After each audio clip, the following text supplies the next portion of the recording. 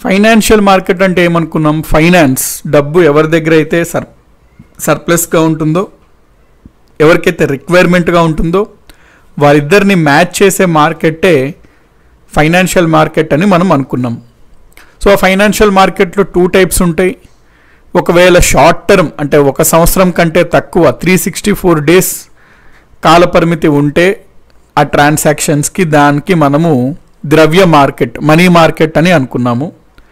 ఒకవేళ గనక ట్రాన్సాక్షన్స్ యొక్క time period more than 1 year అంటే 364 రోజుల కంటే ఎక్కువ ఉంటే దాన్ని మనము మూలధన మార్కెట్, క్యాపిటల్ మార్కెట్ అని అనుకున్నాము. క్యాపిటల్ మార్కెట్లో మనకి మళ్ళీ ఫర్దర్గా 2 ఉంటాయి. ప్రైమరీ మార్కెట్, సెకండరీ మార్కెట్ అనుకున్నాము. ప్రైమరీ మార్కెట్ అనగా క్యాపిటల్ మార్కెట్స్ అంటే బేసికలీ ఈక్విటీ అనమాట, షేర్స్. సో ఏదన్నా ఒక కంపెనీ మొట్టమొదటిసారిగా ఫస్ట్ టైం ఆ కంపెనీ యొక్క షేర్స్ని మార్కెట్లోకి ఇచ్చినట్లయితే దాన్ని మనము ప్రైమరీ మార్కెట్ అంటాము. అటువంటి షేర్స్ని ఐపీఓ అంటాం, ఇనీషియల్ పబ్లిక్ ఆఫరింగ్ అంటాం. ఎందుకంటే ఇనీషియల్గా పబ్లిక్కి ఆఫర్ చేస్తుంది ఆ కంపెనీ కాబట్టి, ఫస్ట్ టైం ఆఫర్ చేస్తుంది కాబట్టి. ఆ ఐపీఓలో కొన్న షేర్స్ని జనాలు వారి మధ్యలో వాళ్ళు ట్రేడ్ చేసుకుంటే దాన్ని మనము సెకండరీ మార్కెట్ అని అనుకున్నాం. సో ఇక్కడ వరకు అయితే మనము బ్రీఫ్గా ఇప్పటి వరకు వచ్చామండి. సో ఈ పాయింట్స్ అన్నీ అంటే ఆ ఆర్డర్లో గుర్తుపెట్టుకోండి, సో దట్ ఏంటంటే మనకి క్లారిటీ ఉంటుంటుంది. యా, గుడ్ మార్నింగ్ అండి, each one of you good morning. మనకి జీజేపీ బిట్ బ్యాంక్లో ఈరోజు నుంచి మళ్ళీ స్టాటిక్ జీకేకి సంబంధించి బిట్స్ అనేవి అప్లోడ్ చేయడం జరుగుతుందండి. సో అవి మీరు ఎప్పటికెప్పుడు అప్డేట్ చేసేసుకోండి. జీజేపీ బిట్ బ్యాంక్లో అగైన్ ఈ రోజు నుంచి బిట్స్ అయితే అప్లోడ్ చేయడం జరుగుతుంది. సో ఎప్పటికెప్పుడు నోటిఫికేషన్ రాగానే జస్ట్ అట్లా ఒకసారి చూసేసారనుకోండి, అంటే 10 బిట్స్ కాబట్టి వెంటనే మీకు అయిపోతుంది. సో అట్లాగా డైలీ మీరు చేస్తుంటే ఓవర్ కొంత టైం పీరియడ్కి మీకు lot of bits me knowledge కింద వచ్చేస్తాయి అనమాట. అంటే కొంత టైం చూసుకుంటే, ఒక ఫర్ ఎగ్జాంపుల్ మీరు రోజుకి 10 బిట్స్ లాగా అనిపిస్తే కానీ ఒక 2 months చూసుకున్నారు అనుకోండి, అంటే lot of bits me pocket లోపలికి వచ్చినట్టు అవుతుంటుంది. అండ్ ఈ రోజు నుంచి అప్డేట్ చేయడం జరుగుతుంది. సో ఈ పాయింట్ నోట్ చేసుకోండి అందరూ. ఓకే, మనకు మళ్ళీ అర్థమెటిక్ అండ్ రీజనింగ్కి జీజేపీ బిట్ బ్యాంక్ ఉంటుందండి. సో అర్థమెటిక్ అండ్ రీజనింగ్కి జీజేపీ బిట్ బ్యాంక్ కూడా నోట్ చేసుకోండి.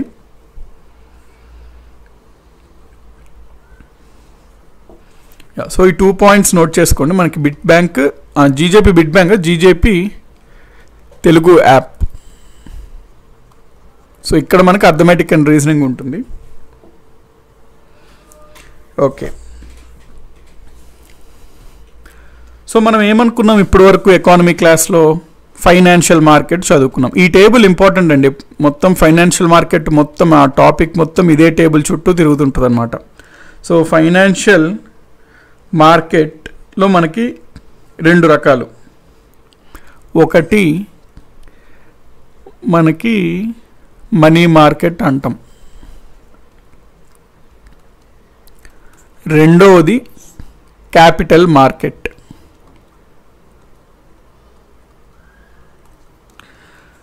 తెలుగులో ద్రవ్య మార్కెట్, మూలధన మార్కెట్ అంటాం. మనీ మార్కెట్ అంటే లెస్ దాన్ 1 ఇయర్ అంటే 364 డేస్, మోర్ దాన్ 1 ఇయర్ అంటే more than 364 days. Capital market గురించి మనం ఇప్పుడు చూస్తున్నాం. క్యాపిటల్ మార్కెట్లో మనకి 2 రకాలు ఉంటాయండి. క్యాపిటల్ మార్కెట్లో ఒకటి డెట్ అంటాం, అంటే ఏదన్నా ఒక కంపెనీ లేకపోతే ఎవరికన్నా డబ్బు కావాలి అన్నప్పుడు లాంగ్ టర్మ్, దీర్ఘకాలికంగా అంటే 1 సంవత్సరం కంటే ఎక్కువ మనం డబ్బు ఆ వ్యవహార ట్రాన్సాక్షన్ అనేది మనం చేసుకుంటే అందులో డెట్లో మనకి ఏమేమి ఉంటాయి? గవర్నమెంట్ సెక్యూరిటీస్ ఉంటాయి. Next inflation. గవర్నమెంట్ సెక్యూరిటీస్ అంటే ఒక టైప్ ఆఫ్ బాండ్స్ అండి, దీన్నే మనం గిల్ట్ ఎడ్జ్డ్ బాండ్స్ అన్నాం. So next inflation indexed bonds అని ఒక టైప్ ఆఫ్ బాండ్స్ ఉంటాయి, ఇన్ఫ్లేషన్ ఇండెక్స్డ్ బాండ్స్ అంటాం. నెక్స్ట్ డిబెంచర్స్ ఉంటాయి. డిబెంచర్స్లో మళ్ళీ 2 రకాలు ఉంటాయి, convertible debentures, non convertible debentures. చూస్తామండి అవన్నీ ఈరోజు చూస్తాం మనం. నెక్స్ట్ క్యాపిటల్ మార్కెట్లో మళ్ళీ మనకి ఇంకొక మార్గం ఏంటంటే ఈక్విటీ, అంటే మన యొక్క కంపెనీలో వేరే వాళ్ళకి కాస్త వాటా ఇస్తూ వాళ్ళ దగ్గర నుంచి డబ్బు తీసుకోవడాన్ని ఈక్విటీ అంటాం. ఈక్విటీలో మళ్ళీ 2 రకాలు ఉంటాయి, ప్రైమరీ నెక్స్ట్ సెకండరీ. ప్రైమరీ అంటే మనం ఒక కంపెనీ ఫస్ట్ టైం ఆఫర్ చేసినప్పుడు షేర్స్ని ఐపీఓ అంటాం. సెకండరీ మార్కెట్ అంటే షేర్ మార్కెట్ అనమాట, షేర్స్ జనాల మధ్యలో ట్రాన్సాక్షన్ అవుతూ ఉంటుంటాయి. సో మనకి క్యాపిటల్ మార్కెట్లో ఈ టేబుల్ గుర్తుంచుకోండి. సో ఈరోజు మెయిన్గా మనం ఈ టేబుల్ మీదే ఫోకస్ చేస్తుంటాం అన్నమాట. ఓకే,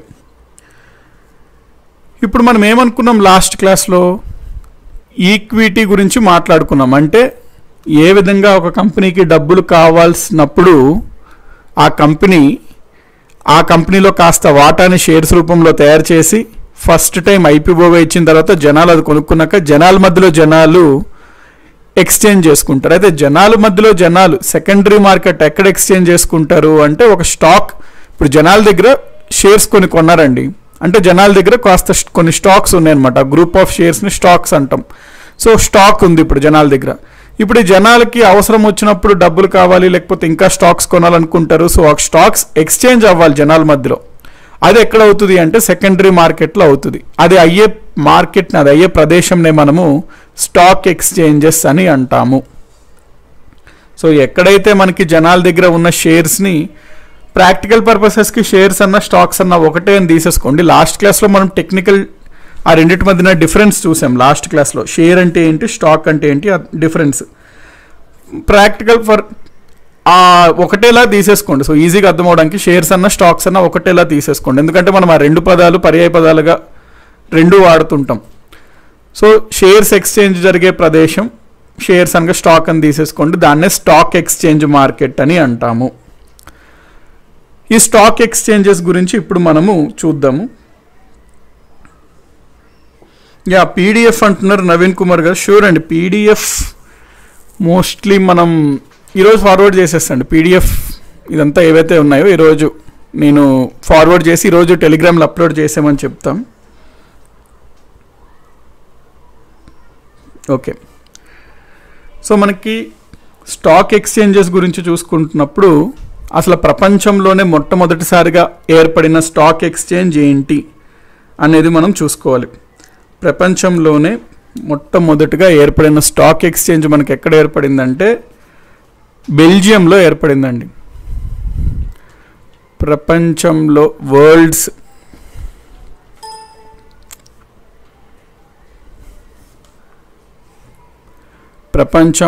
వరల్డ్లోనే మొట్టమొదటి stock exchange, first stock exchange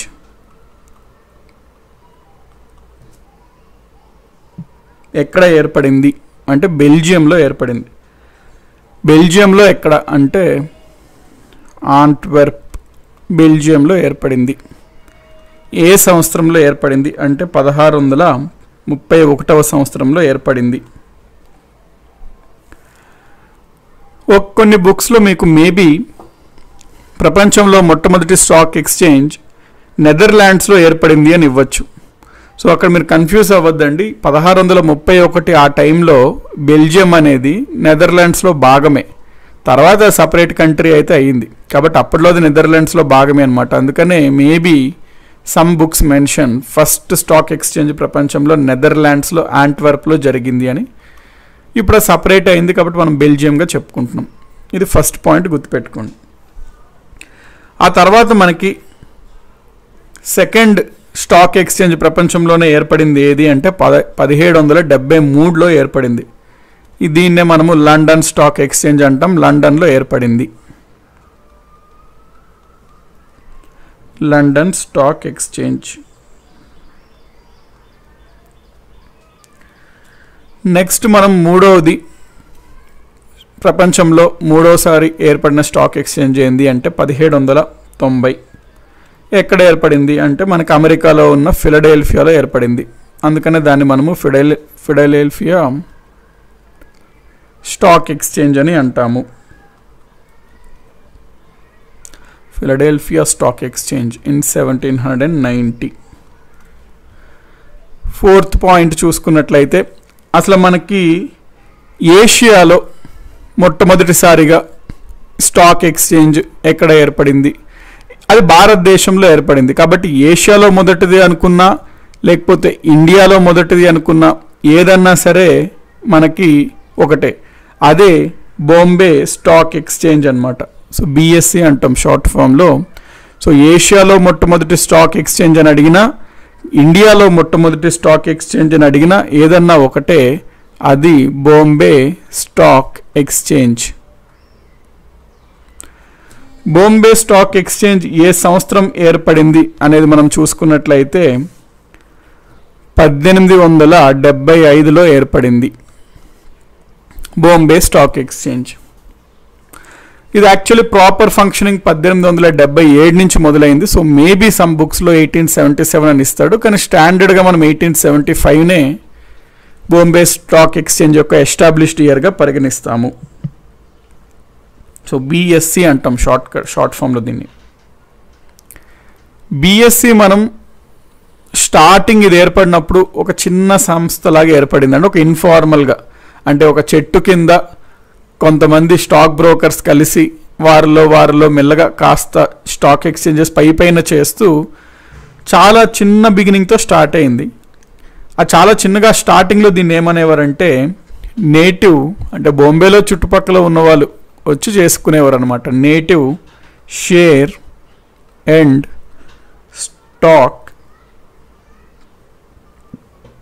native share and stock brokers association అనేవారు ఫస్ట్లో. Native share and stock brokers association. So ఇక్కడ మీరు చూస్తున్నదే మనకి ఇదిగోండి actually BSc Bombay stock exchange. Bombay stock exchange ఇక్కడ మీరు చూస్తుంది బిఎస్సి అండి, Bombay stock exchange. So Bombay stock exchange గురించి ఎప్పుడన్నా మీకు ఎక్కడైనా ఇన్ఫర్మేషన్స్ గుర్తుపెట్టుకోవాలి అంటే దీనికి యాక్చువల్లీ స్టార్టింగ్ పేరు ఏముండేది, native shares and stock brokers association. ఏషియాలోనే మొట్టమొదటిది ఇది. అదేవిధంగా భారతదేశంలో కూడా మొట్టమొదటిది బాంబే స్టాక్ ఎక్స్చేంజ్. ఏర్పడిన సంవత్సరం 1875. సో మనం ఈ బాంబే స్టాక్ ఎక్స్చేంజే మనకి ఆ సెన్సెక్స్ అవన్నీ ఇస్తుంది. సెన్సెక్స్ ఎట్లా క్యాలిక్యులేట్ చేస్తాము అనేది మనం చూసాము. సో ఇప్పుడైతే మనం స్టాక్ ఎక్స్చేంజెస్ చూద్దాము. వన్స్ ఈ స్టాక్ ఎక్స్చేంజెస్ చూసిన తర్వాత ఈ స్టాక్ ఎక్స్చేంజెస్ విడుదల చేసే ఇండిసెస్ ఉంటాయి అన్నమాట, వాటి గురించి కూడా మనం చూద్దాం. వన్స్ స్టాక్ ఎక్స్చేంజెస్ చూసాక ఇండిసెస్ అంటే ఏంటి, ఈ సెన్సెక్స్, ఈ నిఫ్టీ 50, నిఫ్టీ 500 అవన్నీ ఏంటి అంటే ఇండిసెస్ అనమాట. ఒక్కొక్క స్టాక్ ఎక్స్చేంజ్ కొన్ని ఇండిసెస్ని విడుదల చేస్తుంది. బాంబే స్టాక్ ఎక్స్చేంజ్ విడుదల చేసే ఇండిస్ని మనం సెన్సెక్స్ అంటాం. సో అట్లాగే మనం వన్స్ ఈ స్టాక్ ఎక్స్చేంజెస్ గురించి బ్రీఫ్గా చూసుకుందాం. ఒక ఐడియా వచ్చాక మనము we can go for indices. So ఇక్కడ మీకు జనరల్గా న్యూస్లో చూస్తున్నప్పుడు ఈ ఇమేజ్ చూపిస్తుంటాడు అనమాట. న్యూస్లో ఈ ఇమేజ్ చూపిస్తున్నప్పుడు స్టాక్ ఎక్స్చేంజ్ మంచి హైలో ముగిసింది, లేకపోతే బాగా ముగిసేసరికి బాగా పడిపోయింది, అట్లాగే ఇస్తుంటాడు. ఇది బాంబేలో ఉంటుందండి. ఈ head quarters, Bombay stock exchange head quarters Mumbai. Bombay stock exchange యొక్క హెడ్ క్వార్టర్స్ ముంబై. మీరు ఈ బొమ్మ ఫ్రీక్వెంట్గా చూసుంటుంటారు, న్యూస్ల్లో మనకు బాగా కనబడుతుంటుంది. ఇక్కడ మనకి ఇవన్నీ కంపెనీస్ అండి. ఇక్కడ ఏంటి ఇవన్నీ అంటే కంపెనీస్ అన్నమాట. సో ఆ కంపెనీ యొక్క షేర్ వాల్యూ లైవ్ అప్డేట్స్ అక్కడ మనకి చూపిస్తుంటుంటారు. సో ఇక్కడ మీరు చూసుకున్నట్లయితే మెట్రోనెట్, ఎల్ఎన్జీ, ఇక్కడ ఫైజర్ ఐడియా ఉందండి ఎవరికైనా? ఫైజర్ కంపెనీ ఎవరికైనా ఐడియా ఉంటే చెప్పండి. ఫైజర్ ఏ కంపెనీ, అంటే వేటి గురించి డీల్ చేస్తుంది ఫైజర్? అంటే ఆటోమొబైల్సా, దేని గురించి? ఫైజర్ ఫేమస్ కంపెనీ, ఇది New York company, American company, American multinational pharmaceutical company.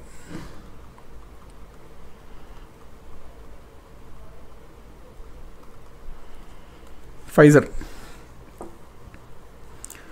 So మనకి ఈ విధంగా బాంబే స్టాక్ ఎక్స్చేంజ్ అనేది భారతదేశంలో కాక ఏషియాలోనే మొట్టమొదటిసారిగా ఏర్పడింది. ఫార్మా అంటున్నారు, very good. Medical and pharmacy. So ఇది ఫార్మా కంపెనీ బాగా వినుంటారు, బాగా ఫేమస్ మీకు ఫైజర్. సో మనకు చాలా ఫేమస్ మెడిసిన్స్ కూడా ఫైజరే క్రియేట్ చేస్తుంది. ఫైజర్ ఫేమస్ మెడిసిన్ ఏంటండి? సిల్డినఫిల్ సిట్రేట్. సిల్డినఫిల్ సిట్రేట్ బాగా ఫేమస్ అన్నమాట. ఈ కంపెనీ చేసే మందులలో బాగా ఫేమస్ మందు ఏంటంటే సిల్డినఫిల్ సిట్రేట్. సిల్డినఫిల్ సిట్రేట్ అంటే ఏంటి సార్ అంటారు. మీకు సినిమాల్లో బాగా ఫ్రీక్వెంట్గా వాడే వైగ్రా అంటారు కానీ అట్లా అంటేనే అర్థమవుతుంది. ఇది జస్ట్ బ్రాండ్ నేమ్ అనమాట అంతే. అందులో ఉండే మెడిసిన్ సిల్డినఫిల్ సిట్రేట్. ఇంపార్టెంట్ అండి ఇది కూడా మీకు. Actually standard ఇన్ఫర్మేషనే. ఫైజర్ గురించి కూడా తెలుసుకోవాలి. అంటే దిస్ సిల్డినఫిల్ సిట్రేట్ అంటే మనం బ్రాండ్ నేమ్ అది వైగ్రాగా పిలుస్తారు. బట్ దాంట్లో ఉండే కాంపోజిషన్ ఏంటంటే సిల్డినఫిల్. దీని కెమికల్ కాంపోజిషన్ కూడా ఏదో ఉంటుందండి, ఎగ్జామ్స్కి ఇంపార్టెంట్, అడగచ్చు. వైగ్రాకు కెమికల్ కాంపోజిషన్ ఏంది, లేకపోతే sildenafil citrate solution something like. Cross check చేసుకోండి మళ్ళీ. నాకు తెలిసి CHNOS అయితే ఉంటాయి. ఈ నెంబర్స్ క్రాస్ చెక్ చేసుకోండి. మేబీ 364201 ఉంటుంది. ఇది సంథింగ్ ఇట్లా ఉంటుంది బేసికలీ దాని యొక్క కెమికల్ ఫార్ములా. సో ఆ విధంగా ఇవన్నీ కంపెనీస్, లిస్టెడ్ కంపెనీస్ అనమాట. అక్కడ బాంబే స్టాక్ ఎక్స్చేంజ్లో లిస్టెడ్ కంపెనీస్ యొక్క షేర్స్ రోల్ అవుతూ ఉంటుంటాయి. నెక్స్ట్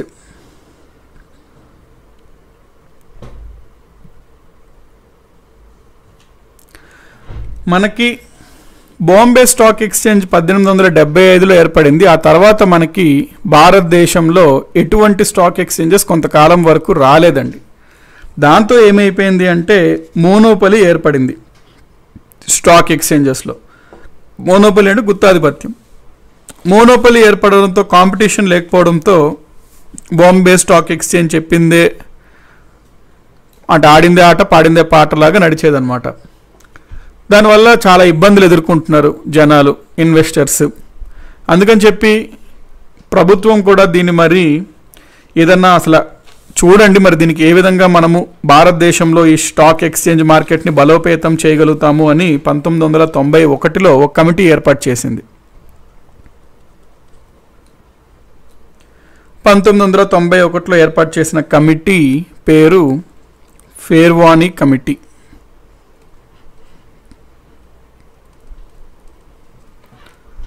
ఈ కమిటీ ఏం సూచించిందంటే బేసికలీ బీఎస్సీకి కాంపిటీషన్ లేకుండా అయిపోయింది. దానివల్ల ఏంటి అంటే బీఎస్సీ ఆప్టిమమ్ లెవెల్లో పెర్ఫామ్ చేయట్లేదు. సో అందుకని చెప్పి అప్పటికే భారతదేశంలో ఉన్న పెద్ద పెద్ద ఆర్థిక సంస్థలు like LIC, like GIC, like unit trust of India అట్లాంటి పెద్ద పెద్ద సంస్థలంతా వచ్చి ఇంకొక స్టాక్ ఎక్స్చేంజ్ ఏర్పాటు చేస్తే బాగుంటుంది అని సూచించాడు. సో ఆయన సూచన మేరకు 1992లో నేషనల్ స్టాక్ ఎక్స్చేంజ్ అనేది ఏర్పడింది, NSE.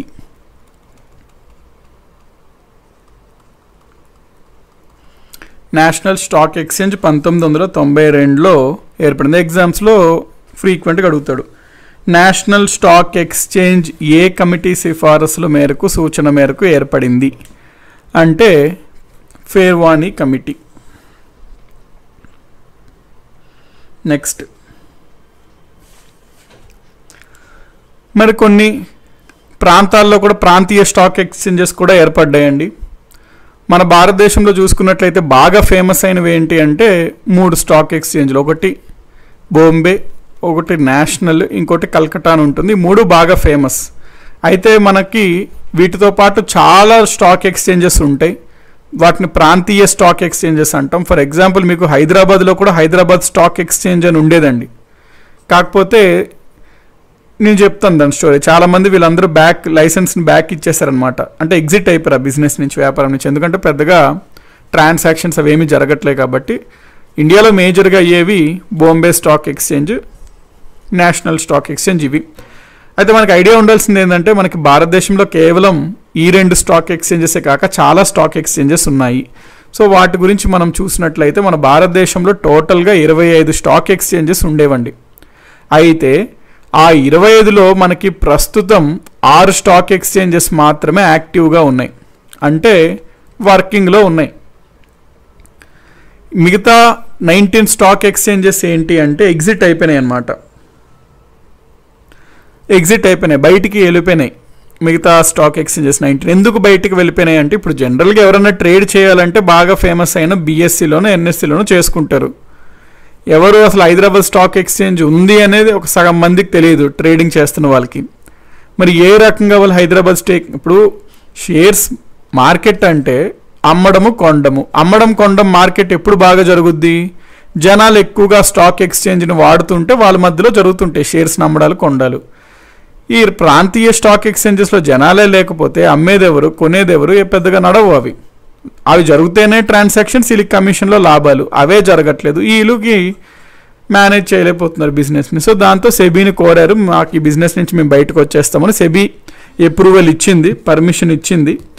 దాంతో 19 స్టాక్ ఎక్స్చేంజెస్ అయితే బయటకు వచ్చేసారు. సో ఇప్పుడు మనకి ప్రస్తుతం అయితే 6 ఉన్నాయి అనుకున్నాం కదా. 6లో మళ్ళీ 2 రకాలు ఉంటుంటాయండి. 6లో ఒక 3 మాత్రం పెర్మనెంట్ అనమాట, 3 టెంపరరీ. సో వాటిని మనం చూద్దాం. పెర్మనెంట్ అంటే ఎప్పటికీ యాక్టివ్గా ఉన్న ఎక్స్చేంజెస్ ప్రస్తుతం మనకి ఏంటి అంటే Bombay stock exchange, national stock exchange, Calcutta stock exchange. Ravikumar గారు అన్నట్టు 1908లో కల్కట్టా స్టాక్ ఎక్స్చేంజ్ అనేది మనకి ఏర్పడడం జరిగింది. సో ఈ 3 పెర్మనెంట్ యాక్టివ్ ఎక్స్చేంజెస్ అండి. నెక్స్ట్ మనకి టెంపరరీ యాక్టివ్ ఎక్స్చేంజెస్ ఉన్నాయి. టెంపరరీ అంటే వీటికి లైసెన్స్ సెబీ అనేది జస్ట్ కొంత టైం వరకు ఇస్తుంది. ఆ తర్వాత మళ్ళీ అవి రెన్యువల్ చేసుకోవాలి లైసెన్స్ కావాలనుకుంటే, లేదనుకుంటే రద్దు అయిపోతాయి. ప్రస్తుతం అయితే యాక్టివ్గా ఉన్నాయి, కాకపోతే వాటివి టెంపరరీ అనమాట, పెర్మనెంట్ కాదు. ఏంటి అంటే అవకు 3 ఉన్నాయి. NSC IFSC limited, metropolitan stock exchange of India limited, India international exchange India INC. ఇవి గుర్తుపెట్టుకోవాలంటే అవసరం లేదు, జస్ట్ మీకు ఐడియా కోసం చెప్తున్నాను అంతే. సో ఇప్పుడు మనకి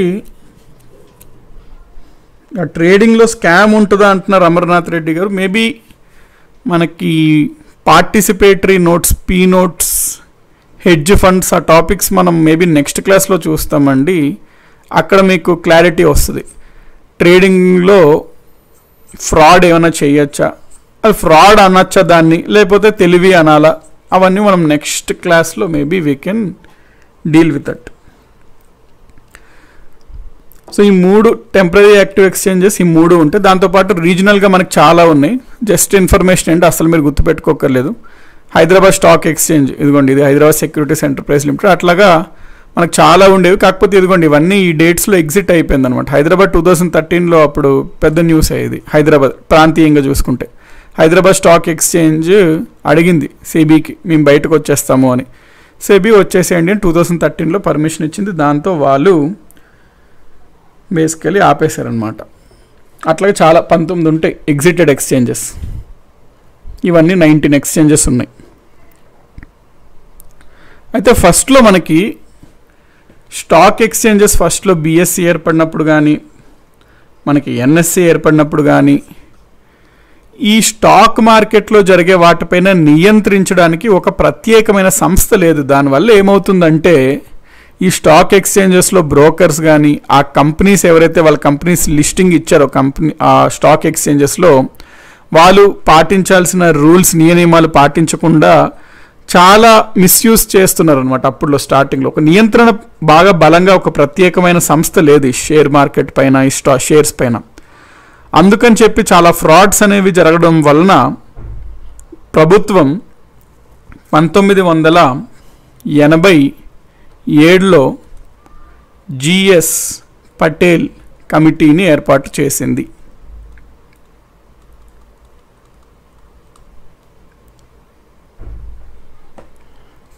జిఎస్ పటేల్ కమిటీని ఏర్పాటు చేసింది.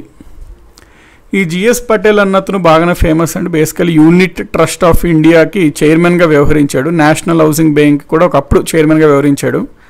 ఈయన చైర్మన్గా ఉన్నప్పుడు యూనిట్ ట్రస్ట్ ఆఫ్ ఇండియా చాలా లాభాల్లోకి వెళ్ళిందన్నమాట అప్పుడులో. సో ఆయన అధ్యక్షతన ప్రభుత్వం ఒక కమిటీ వేసింది, జిఎస్ పటేల్ కమిటీ. ఈ జిఎస్ పటేల్ కమిటీ ఏం సూచించాడంటే ఆర్థికపరమైన ఏ వాటిపైన ఒక నియంత్రణ ఉండాలి, అప్పుడే అవి కరెక్ట్గా జరుగుతాయి, లేకపోతే ఫ్రాడ్ జరగడానికి ఆస్కారం ఉంటుంది. సో షేర్స్ పైన కూడా ఒక నియంత్రించే సంస్థని ఏర్పాటు చేయండి అని చెప్పడం జరిగింది. సో ఆయన సూచన మేరకు 1988లో ప్రభుత్వం securities exchange board of India, SEBI అంటాం షార్ట్ ఫామ్లో. సెబీని ఏర్పాటు చేయడం జరిగింది. సెబీని అయితే ఏర్పాటు చేశారు, కానీ చట్టపరంగా దీనికి ఏమి బ్యాకింగ్ ఇవ్వలే, అంటే స్టాట్యూటరీ చేయలేదన్నమాట. అంటే దీనికి బ్యాకింగ్గా ఒక చట్టం ఏమి లేదు. సో చట్ట ప్రకారమైన చట్టబద్ధ సంస్థ కాదు ఇది. అందుచేత దీనికి అంత అధికారాలు లేవన్నమాట. సో ఎఫిషియెంట్గా నియంత్రించలేకపోతుంది షేర్ మార్కెట్ని. ప్రభుత్వం ఇది గమనించి ఏం చేసిందంటే 1992లో సెబీకి కూడా చట్టబద్ధత ఇద్దామని చెప్పి statutory exchange board of India SEBI act 1992లో చేసి, ఈ చట్టం ప్రకారం సెబీకి మేము చట్టబద్ధత ఇస్తున్నాము. సో సెబీ ఇప్పటి నుంచి పవర్ఫుల్, ఎందుకంటే చట్టబద్ధత ఉంది, స్టాట్యూటరీ ఉంది కాబట్టి. మనకి 1992లో సెబీ స్టాట్యూటరీ బాడీ అయింది, అంటే చట్టబద్ధమైన సంస్థ అయ్యింది. స్టాట్యూటరీ బాడీ అయింది ఏ సంవత్సరంలో? 1992లో. ఇక్కడ మీరు చూస్తున్న ఇమేజే సెబీ అన్నమాట.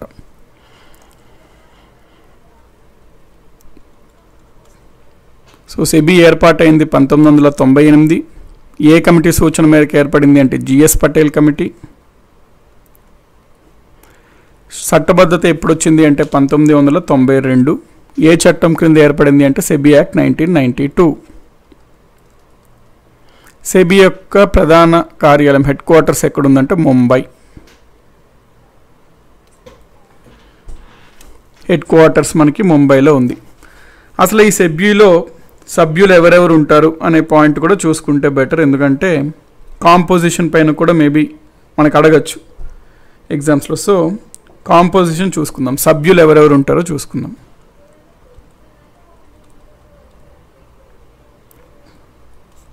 కాంపోజిషన్ సెబీ, ఈ డేట్ కూడా గుర్తుపెట్టుకోండి, 1998లో ఏప్రిల్ 12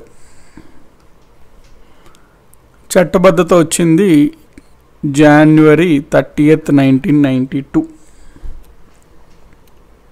హెడ్ క్వార్టర్స్ ఎస్ మనకి ముంబైలో ఉంది. సో ఇప్పుడు మనం సెబీ యొక్క సభ్యులు ఎవరెవరు ఉంటారు అనేది మనం చూసుకుందాం. కాంపోజిషన్, సెబీకి ఒక చైర్మన్ ఉంటాడండి.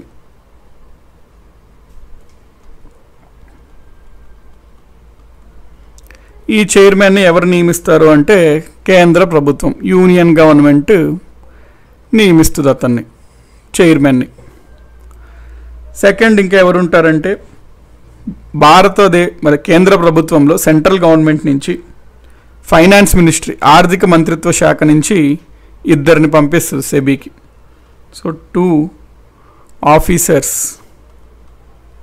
ఫ్రమ్ యూనియన్, కేంద్ర ఆర్థిక మంత్రిత్వ శాఖ నుంచి ఫైనాన్స్ మినిస్ట్రీ, ఇద్దరు వెళ్తారు. అందులో ఇద్దరు, చైర్మన్ ఒకడు, వీళ్ళు ఇద్దరు.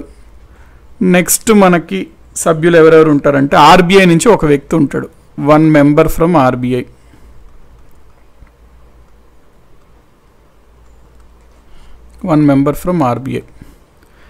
నెక్స్ట్ ఇంకా మనకి సెబీలో ఎవరు ఉంటారంటే ఇంకొక రిమైనింగ్ 5 మెంబర్స్ ఉంటారండి. ఈ 5 మెంబర్స్ని మనకి యూనియన్ గవర్నమెంట్, కేంద్ర ప్రభుత్వం ఎక్స్పర్ట్స్ని, ఆ ఫీల్డ్లో ఎక్స్పర్ట్స్ని ఒక 5గురిని నామినేట్ చేస్తుందన్నమాట. సో నామినేట్ చేస్తుంది. ఇది కాంపోజిషన్ ఆఫ్ సెబీ. ప్రస్తుత కాంపోజిషన్ చూసుకుందాం, ఎందుకంటే ఎగ్జామ్స్లో who is the current chairman of SEBI అని అడుగుతాడు. Chairman of current SEBI.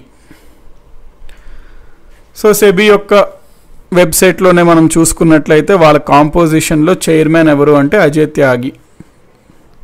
So ఈ belongs to administrative service cadre. Members చూసుకున్నట్లయితే మెంబర్స్ గుర్తుపెట్టుకోకర్లేదండి, జస్ట్ ఇన్ఫర్మేషన్ కోసమే చెప్తున్నా. లైక్ వీళ్ళందరూ మెంబర్స్, చైర్మన్ ఒక్కరిని గుర్తుపెట్టుకోండి, ఇట్స్ మోర్ దాన్ ఎనఫ్ అనమాట. ఓకే, మనకి ఈ పాయింట్స్ ఇవన్నీ గుర్తుపెట్టుకోండి. సెబీ యొక్క మెంబర్స్ అన్నమాట వీళ్ళందరూ. కొన్ని ఇంపార్టెంట్ వాళ్ళది ఇది గుర్తుపెట్టుకోండి, చైర్మన్ ఎవరు గుర్తుపెట్టుకోండి, మెంబర్స్ అవసరం లేదు. ఇంపార్టెంట్ వాళ్ళది చైర్మన్ వరకు గుర్తుపెట్టుకోండి సరిపోతుంది. ఓకే, నెక్స్ట్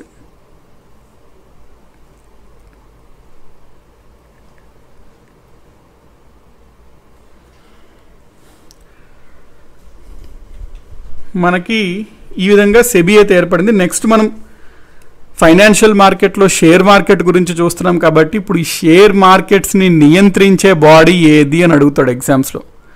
ఇన్ జనరల్గా మనకి ఫైనాన్షియల్ మార్కెట్లో క్యాపిటల్ మార్కెట్ని నియంత్రించే బాడీ సెబీ అండి. సో మనకి ఇన్ జనరల్గా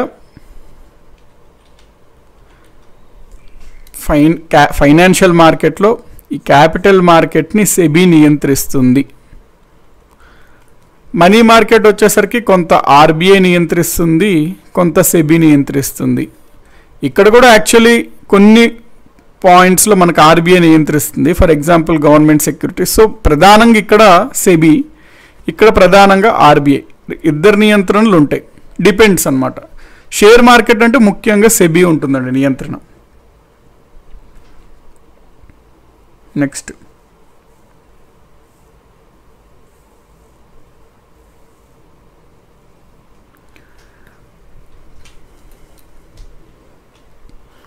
మనం స్టాక్ ఎక్స్చేంజెస్ చూస్తుంటాం కాబట్టి అప్పుడప్పుడు మనకి 2 టర్మ్స్ బాగా వినబడుతుంటాయి, బుల్ అండ్ బేర్ అని వినబడుతుంటాయి. సో వాటి గురించి ఇప్పుడు మనం చూద్దాం.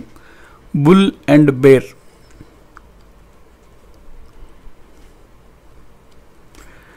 ఫర్ ఎగ్జాంపుల్ మనకి స్టాక్ మార్కెట్లో ఈరోజు ఉదయం రిలయన్స్ షేర్ నేను 100 రూపాయలకి కొన్నాను అనుకోండి.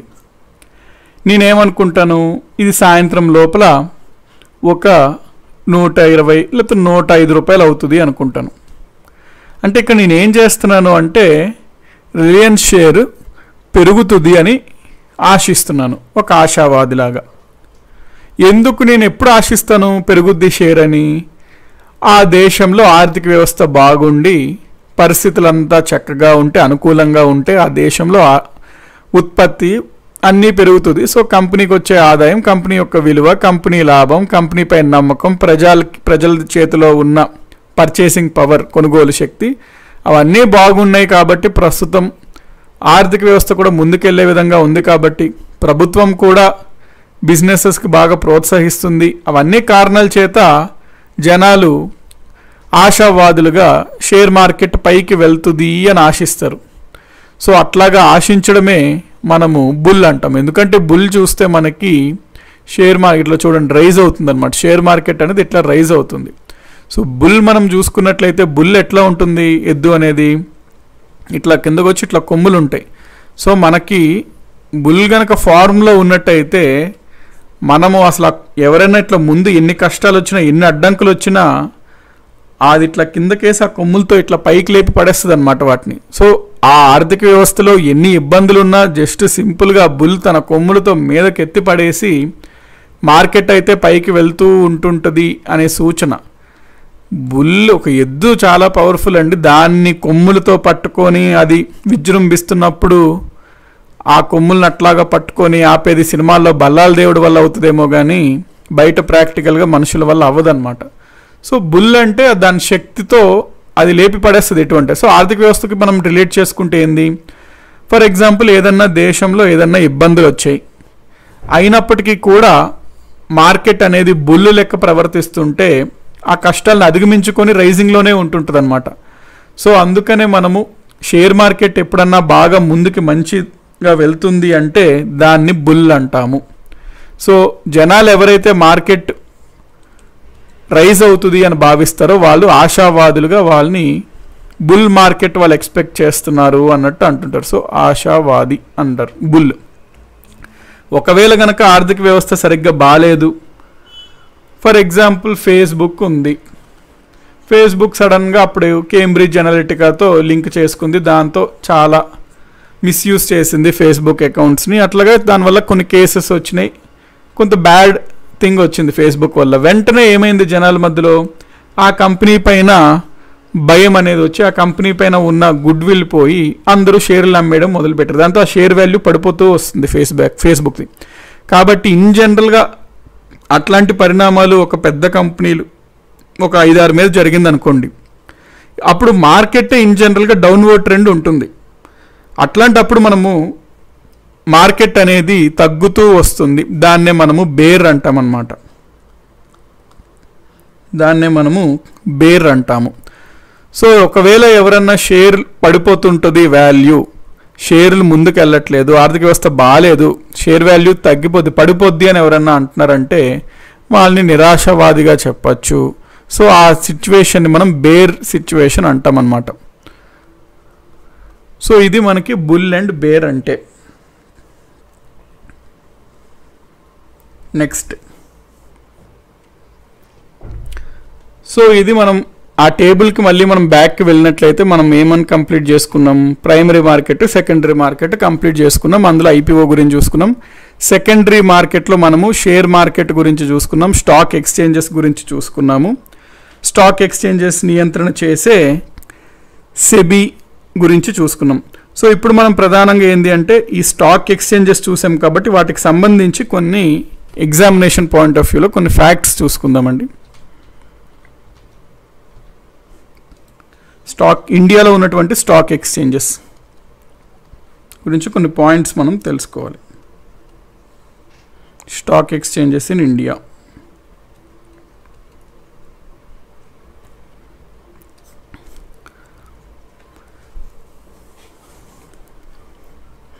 మన భారతదేశంలో లేకపోతే ఏషియాలో ఏర్పడిన మొట్టమొదటి స్టాక్ ఎక్స్చేంజ్ బిఎస్సి అనుకున్నాం. ప్రపంచంలో చూసుకున్నట్లయితే అతిపెద్ద స్టాక్ ఎక్స్చేంజెస్లో బిఎస్సి అనేది ఎన్నవది అంటాడు, ర్యాంక్ ఎంత అంటాడు. బిఎస్సి అనేది ప్రపంచంలో 10th largest stock exchange.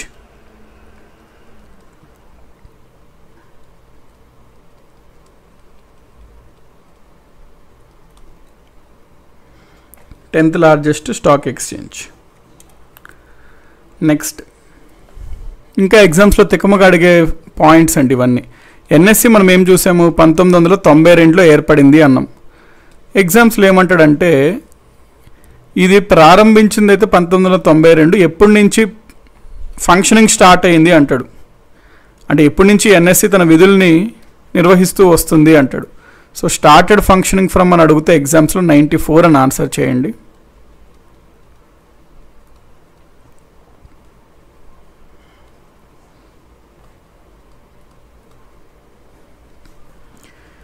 Index గురించి మనం మాట్లాడితే మనకి ప్రధానంగా ఉన్న ఇండెక్స్ ఏంటి? సెన్సెక్స్ ఇండెక్స్ ఎవరి కంపెనీది, ఏ స్టాక్ ఎక్స్చేంజ్ది అంటే అది బిఎస్సిది అనమాట, బాంబే స్టాక్ ఎక్స్చేంజ్. సెన్సెక్స్లో ఎన్ని కంపెనీస్ యొక్క ఫ్రీ ఫ్లో మార్కెట్ క్యాపిటలైజేషన్ చూపిస్తారు? 30 కంపెనీస్. సెన్సెక్స్ యొక్క బేస్ ఇయర్ ఎంత? 1978-79. నెక్స్ట్, రెండో రకమైన ఇండెక్స్ ఏంటి? నిఫ్టీ. ఈ నిఫ్టీ అనేది మనకి ఎవరిది? ఎన్ఎస్సిది, నేషనల్ స్టాక్ ఎక్స్చేంజ్ది. నెక్స్ట్, ఈ నిఫ్టీ యొక్క బేస్ ఇయర్ ఏంటి? 1995. నెక్స్ట్, ఇంకా జనరల్ పాయింట్స్ మనం ఏం చూసుకోవచ్చు అంటే అసలు ఈ ట్రేడింగ్ టైమింగ్స్ ఏంటి? నార్మల్ ట్రేడింగ్ టైం ఏంటి అంటే ఉదయం 9:15కు మొదలవుతుంది, సాయంత్రం 3:30 వరకు ఉంటుందండి.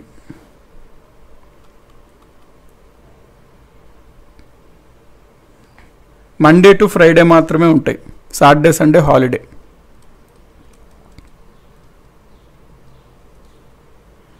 సో ఎవరైనా బిఎస్సిలో లేదా ఎన్ఎస్సిలో షేర్స్ కొనుక్కోవాలి అంటే ఈ టైమ్స్లో, ఈ రోజుల్లో షేర్లు కొనాలి. ఎట్లా కొనాలి అంటే వాళ్ళు డీమెటీరియలైజ్డ్ అకౌంట్ అనేది ఓపెన్ చేసుకోవాలి. డీమెటీరియలైజ్డ్ అకౌంట్ అనేది ఓపెన్ చేసుకోవాలి అంటే డీమ్యాట్ అకౌంట్. డీమ్యాట్ అకౌంట్కి కావాల్సింది మీకు నార్మల్ బ్యాంక్ అకౌంట్, ప్లస్ మీకు పాన్ సింపుల్గా ఓపెన్ అప్ అయిపోతుంది. మనకి కంపెనీస్ ఉంటాయి, కంపెనీస్ డైరెక్ట్గా ఫస్ట్ టైము షేర్లను ఐపీఓ వదులుతాయని మనం అనుకున్నాం. సో ఇక్కడ మనకి కంపెనీస్ డైరెక్ట్గా ప్రజలతో పబ్లిక్తో లింక్ ఉంటుంది. ఇక్కడ కంపెనీకి మనకు ఐపీఓలో వన్స్ మనకి ఐపీఓ అయిపోయాక తర్వాత షేర్ మార్కెట్ చూసుకున్నట్లయితే స్టాక్ ఎక్స్చేంజ్లో షేర్ మార్కెట్, దీన్నే మనం స్టాక్ ఎక్స్చేంజెస్ అంటాం. సో వన్స్ ఈ స్టెప్ అయిపోతే మనకి నెక్స్ట్ ఇంక దీంతో ఉండదు ఇంకా సంబంధం, నెక్స్ట్ స్టాక్ ఎక్స్చేంజ్లోనే ఉంటుంది మొత్తం. సో ఇక్కడ స్టాక్ ఎక్స్చేంజెస్లో అమ్మడాలు కొనడాలు జరుగుతుంటాయి, బయ్యింగ్ సెల్లింగ్ జరుగుతాయి. ఇక్కడ ఎవరెవరు ఉంటారు అంటే ఎవరైతే డబ్బులు కొంటున్నారో షేర్స్ని వాళ్ళని షేర్ హోల్డర్స్ లేదా ఇన్వెస్టర్స్ పెట్టుబడి పెడుతున్నారు వాళ్ళు షేర్స్ పైన. ఎవరు అమ్ముతారు మరి వీళ్ళకి అంటే బ్రోకర్స్ అమ్ముతారనమాట. కంపెనీతో డైరెక్ట్గా సంబంధం ఉండదు. వన్స్ సెకండరీ మార్కెట్ వెళ్తే కంపెనీతో డైరెక్ట్గా సంబంధం ఉండదు. షేర్స్ని మనం కొనాలంటే షేర్ బ్రోకర్స్ మనకు అమ్ముతారు. షేర్ బ్రోకర్స్ ఎవరు అంటే వీళ్ళు రిజిస్టర్ అవ్వాలన్నమాట. వీళ్ళు మనకి Angel broking, Zerodha, share Khan అట్లాగా మనకి చాలా ఉన్నాయి సంస్థలు, అప్ స్టాక్స్ అట్లా. సో వాళ్ళని బ్రోకర్స్ అంటాం. ఎందుకంటే సెకండరీ మార్కెట్లో మనకి ఇంకా కంపెనీతో సంబంధం ఉండదు, ఓన్లీ బ్రోకర్ బయ్యర్ వీళ్ళిద్దరే డైరెక్ట్గా ఇన్వాల్వ్ అయి ఉంటారు. అంటే డైరెక్ట్గా మనము ఎన్ఎస్సి ఆఫీస్కి వెళ్ళి నాకు ఒక రిలయన్స్ 10 షేర్లు ఇవ్వండి అన్నాక అడగడానికి ఉండదన్నమాట. అట్లా ఉండదు, అట్లా నడవదు ఇది. మనం బ్రోకర్స్ ద్వారానే షేరింగ్ చేసుకోగలుగుతాము. ఆ బ్రోకర్సే మనకి సేవలు కావాల్సిన సేవలు అందిస్తారు. బ్రోకర్స్కి ఏంటి సార్ లాభం అంటే వీళ్ళకి కాస్త కమిషన్ వస్తుంది, అదే వాళ్ళకి లాభం.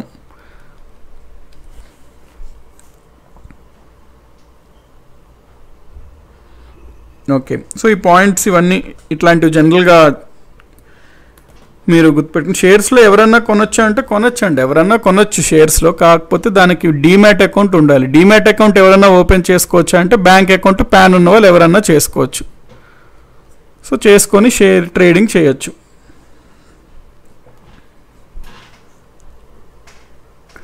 సో అవండి పాయింట్స్.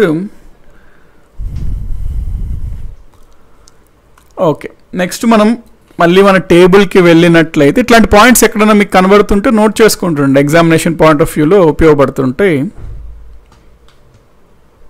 టేబుల్కి మనం మళ్ళీ బ్యాక్ వెళ్తే ఇప్పుడు మనము ఈ ఈక్విటీ పార్ట్ ఏదైతే ఉందో ఆ ఈక్విటీ పార్ట్ అనేది మనము కంప్లీట్ చేసుకున్నామండి, ఈక్విటీ పార్ట్. సో నెక్స్ట్ మనం డెట్ పార్ట్ గురించి చూద్దాం. ఎందుకంటే లాస్ట్ క్లాస్లో మనం బాండ్స్ గురించి చూసాము. సో దాంట్లో ఇంకొంత ఇన్ఫర్మేషన్ మనం చూసుకోవాలి. ఇప్పుడు మనము ఈ పార్ట్కి వెళ్దాం, టేబుల్. అందుకే ఈ టేబుల్ అండి మొత్తం ఈ చాప్టర్ అంతా ఇంపార్టెంట్ ఈ టేబులే అనమాట. ఈ టేబుల్ చుట్టూ తిరుగుతుంటుంది ఈ చాప్టర్ అంతా. సో ఈ యొక్క టేబుల్లో మనం చూసుకున్నట్లయితే ఇప్పుడు డెట్కి వెళ్దామండి, మనం డెట్ మార్కెట్కి వెళ్దాం.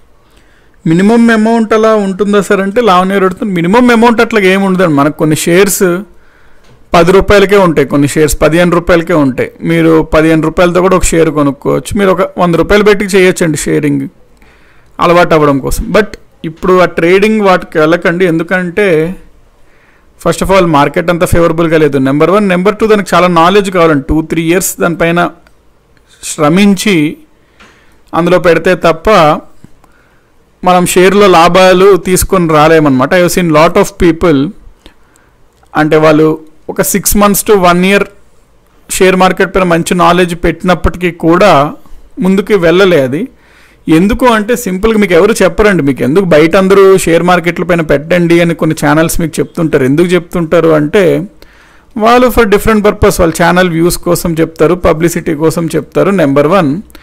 నెంబర్ 2, వాళ్ళు ఒకవేళ మీకు 3 years మీరు మంచి నాలెడ్జ్ తెచ్చుకోండి తర్వాత షేర్లోకి వెళ్ళండి అంటే it's a good thing. But అట్లా చెప్పరు. నేను చెప్తాను అది మీరు వినండి షేర్లు పెట్టేయండి అంటారు, అది రాంగ్. ఎందుకంటే షేర్ మార్కెట్ అంటే సింప్లీ నథింగ్ బట్ గ్యాంబ్లింగ్ అనండి.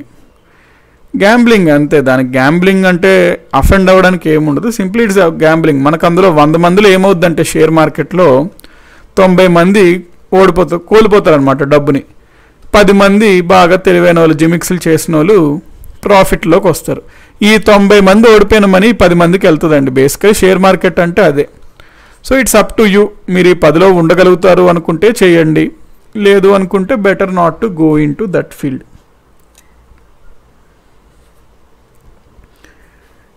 వెంకట్ సాయి కుమార్ గారు, డీమ్యాట్ అకౌంట్ని మెయింటైన్ చేయాలంటే ఎంత యాన్యువల్ ఛార్జ్ ఉంటుందంటే అది కంపెనీ బట్టి అండి. బేసికలీ కంపెనీ బట్టి 300 కొన్ని కంపెనీస్ ఛార్జ్ చేస్తాయి, కొన్ని కంపెనీస్ 500 ఛార్జ్ చేస్తాయి. అవన్నీ కంపెనీస్ అంటే స్టాక్ బ్రోకర్స్ ఉంటారు కదండి, బ్రోకింగ్ కంపెనీస్ అవన్నీ.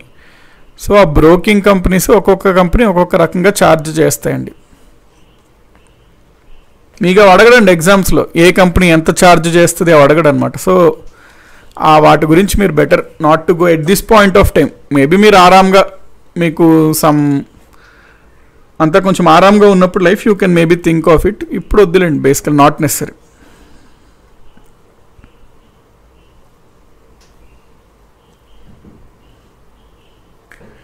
మ్యూచువల్ ఫండ్స్ బెటరా షేర్ మార్కెట్ బెటరా అంటున్నారు. మ్యూచువల్ ఫండ్స్ చెప్తానండి, ఆ పాయింట్ కూడా మనకు ఉంటుంది. మ్యూచువల్ ఫండ్స్ కూడా ఆఫ్టర్ ఈ డెట్ కూడా చూసాక మనం మ్యూచువల్ ఫండ్స్కి వెళ్ళొచ్చు. మ్యూచువల్ ఫండ్స్ అంటే బేసికలీ ఏముండదండి, మనకి మీరు ఒక 100 రూపాయలు ఉన్నాయి మీ దగ్గర, ఆ 100 రూపాయలు మీరు ఏం చేయాలి, మీ దగ్గర ఉన్న ఆప్షన్స్ ఏంటంటే బ్యాంక్లో పెట్టుకుంటాను సార్ అంటే సేవింగ్స్ అకౌంట్లో మీకు 4% వస్తుంది. సాటిస్ఫైడా అంటే కాదు, ఎందుకంటే మనకి ఇన్ఫ్లేషన్ 7% ఉంది. నేను ఎఫ్డి కట్టుకుంటాను సార్ అంటే 8%, 9% ఇస్తున్నాడు ఎఫ్డి అనుకుంటే సాటిస్ఫైడా అంటే ఓకే సమ్వట్. బట్ ప్రాబ్లం ఏంటి, ఎఫ్డీలో ఆ టైం వరకు తీయడానికి ఉండదు, మళ్ళీ అవన్నీ ప్రాబ్లమ్స్ అనమాట. మధ్యలో తీస్తే పెనాల్టీ అవన్నీ. ఇంక నేను ఏం చేసుకుంటాను, షేర్ మార్కెట్లో పెడతానా అంటే నాకు నాలెడ్జ్ లేదు. అట్లాంటప్పుడు మీరు ఏం చేయొచ్చు అంటే మ్యూచువల్ ఫండ్స్ అనే ఒక ఆప్షన్ ఉంటుందన్నమాట. మ్యూచువల్ ఫండ్స్ అంటే మీరు డైరెక్ట్గా పెట్టక్కర్లేదు, మీ దగ్గర ఉన్న డబ్బుని మ్యూచువల్ ఫండ్ కంపెనీస్ ఉంటాయి, వాళ్ళు ఇందులో ఎక్స్పర్ట్స్. ఆ ఒక మ్యూచువల్ ఫండ్ మేనేజర్ ఉంటాడు, చాలామంది అతనికి అందరు డబ్బులు ఇచ్చి పెట్టుబడి పెట్టమంటుంటారు.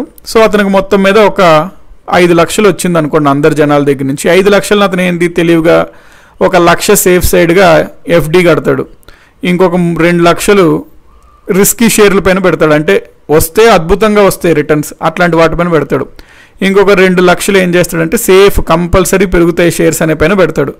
ఓవరాల్గా చూసుకుంటే మనకి రిటర్న్ దాదాపుగా 12% to 14% ఉండేటట్టు అతను తెలివి ఉపయోగించి చేస్తాడు. ఖచ్చితంగా చేయగలుగుతాడా సార్ అంటే అది మళ్ళీ డౌటే. కాకపోతే మ్యాక్సిమం ట్రై చేస్తాడు, ఎందుకంటే డిఫరెంట్ ఎవెన్యూస్లో చేస్తుంటాడు కాబట్టి మ్యాక్సిమం లాస్ రాకుండా అయితే చూసుకుంటాడు. బ్యాంకు ఎఫ్డీల కన్నా కొంచెం బెటర్ రేట్ వచ్చేటట్టే మనకి చూసుకుంటాడు. ఎగ్జామ్స్లో అడిగారు అంటున్నారు, ఎగ్జామ్స్లో ఏదో అడిగారండి, షేర్ బ్రోకింగ్ కంపెనీ ఎంత యాన్యువల్ ఛార్జ్ చేస్తాను అడిగాడా అంటే నేను ఇది అడగరు అన్న. బేసికలీ అంటే ఏ బ్రోకింగ్ కంపెనీ యాన్యువల్ ఎంత ఛార్జ్ చేస్తారు అని అడగడండి అన్న, not stock markets. Stock markets obviously అడుగుతాడండి, మనం అందుకనే చదువుతున్నాం అది. ఈ పాయింట్ దగ్గర అన్న ఎగ్జామ్స్లో అడగడు అని, అంటే మళ్ళీ స్టాక్ మార్కెట్సే ఎగ్జామ్స్లో అడగడు ఈ టాపిక్ అవసరం లేదనుకోకండి. ఈ ఒక్క పాయింట్ ఎవరో సంబంధం అడిగితే వాటిని ఆలోచించకుండా అడగడు ఎగ్జామ్స్లో అన్నట్టు అన్నా.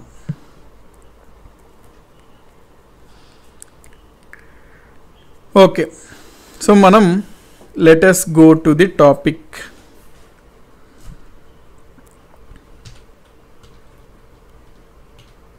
సో మనం ఇప్పుడు డెట్ వైపు వద్దామండి. డెట్ వైపు మనకు వచ్చినప్పుడు మనం ఆప్షన్స్ ఆల్రెడీ ఏమనుకున్నాము, డెట్ అంటే ఒక రకమైన అప్పు.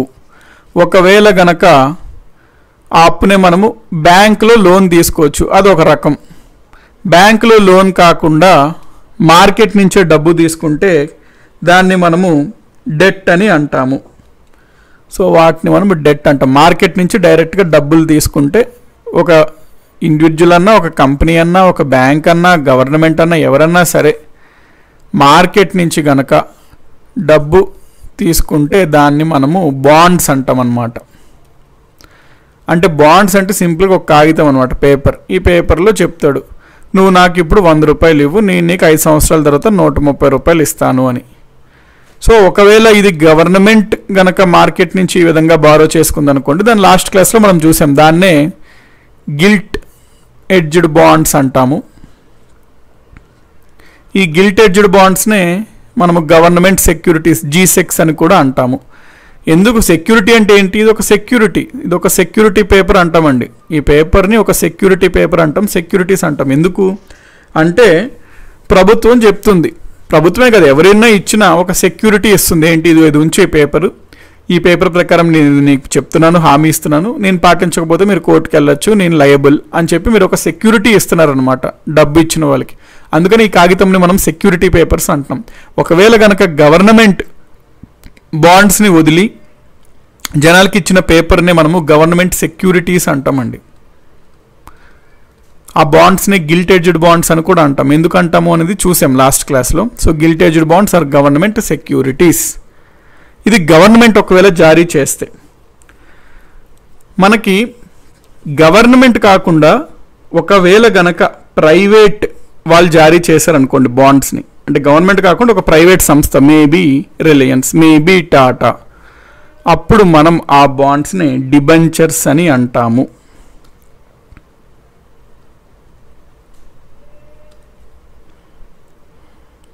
డిబెంచర్స్ అని అంటాము. సో ఇప్పుడు మనం డిబెంచర్స్ గురించి చూద్దాం. సో డిబెంచర్స్కి బాండ్స్కి ఆల్మోస్ట్ సింపుల్, ఒకటే విధంగా. కాకపోతే ఓన్లీ ఫండమెంటల్ డిఫరెన్స్ ఏంటంటే, ఒకవేళ కనుక బాండ్ని ప్రైవేట్ వాళ్ళు జారీ చేస్తే దాన్ని మనము డిబెంచర్స్ అంటాం. అదే ఒకవేళ గవర్నమెంట్ చేస్తే దాన్ని మనము బాండ్స్ అంటాము.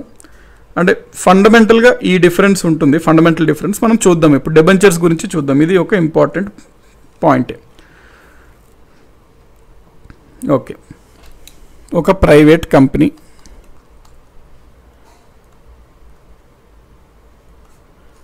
మనకి డబ్బు అడుగుతుంది, మనం డబ్బు ఇచ్చాము. ఆ ప్రైవేట్ కంపెనీ మనకి తిరిగి ఇస్తాము, నీకు ఇన్నాళ్ళలో ఇంత అని చెప్పి ఇచ్చేదాన్ని డిబెంచర్స్ అంటాము.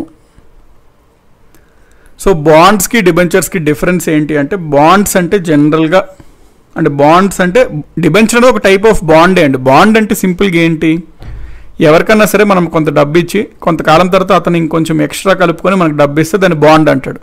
ఒకవేళ ఆ బాండ్ని గవర్నమెంట్ ఇస్తే దాన్ని గవర్నమెంట్ సెక్యూరిటీస్ లేదా గిల్ట్ ఎడ్జ్డ్ బాండ్స్ అంటాం. ఒకవేళ ఆ బాండ్స్ కనుక ప్రైవేట్ కంపెనీ ఇస్తే దాన్ని మనం డిబెంచర్స్ అంటాం. సో ప్రధానంగా కంపెనీస్ ఇష్యూ చేస్తుంటాయి అన్నమాట. ఫర్ ఈ గవర్నమెంట్ సెక్యూరిటీస్ అనేది only central government, state government అని డౌట్ రావచ్చు మీకు. ఇక్కడ అన్నీ అండి. గవర్నమెంట్ సెక్యూరిటీస్ని సెంట్రల్ గవర్నమెంట్ విడుదల చేయొచ్చు, స్టేట్ గవర్నమెంట్ విడుదల చేయొచ్చు, ఇన్ఫ్యాక్ట్ మనకి ప్రభుత్వ రంగ సంస్థలు పిఎస్యూలు కూడా విడుదల చేయొచ్చు.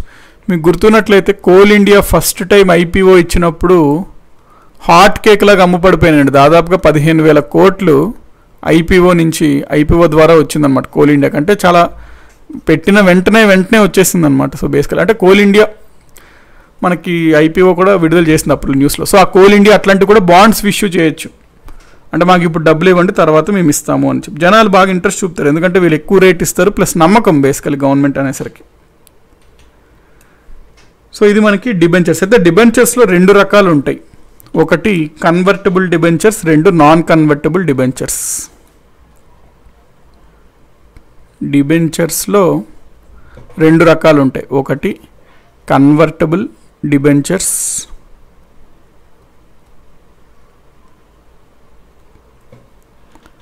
2 non convertible debentures.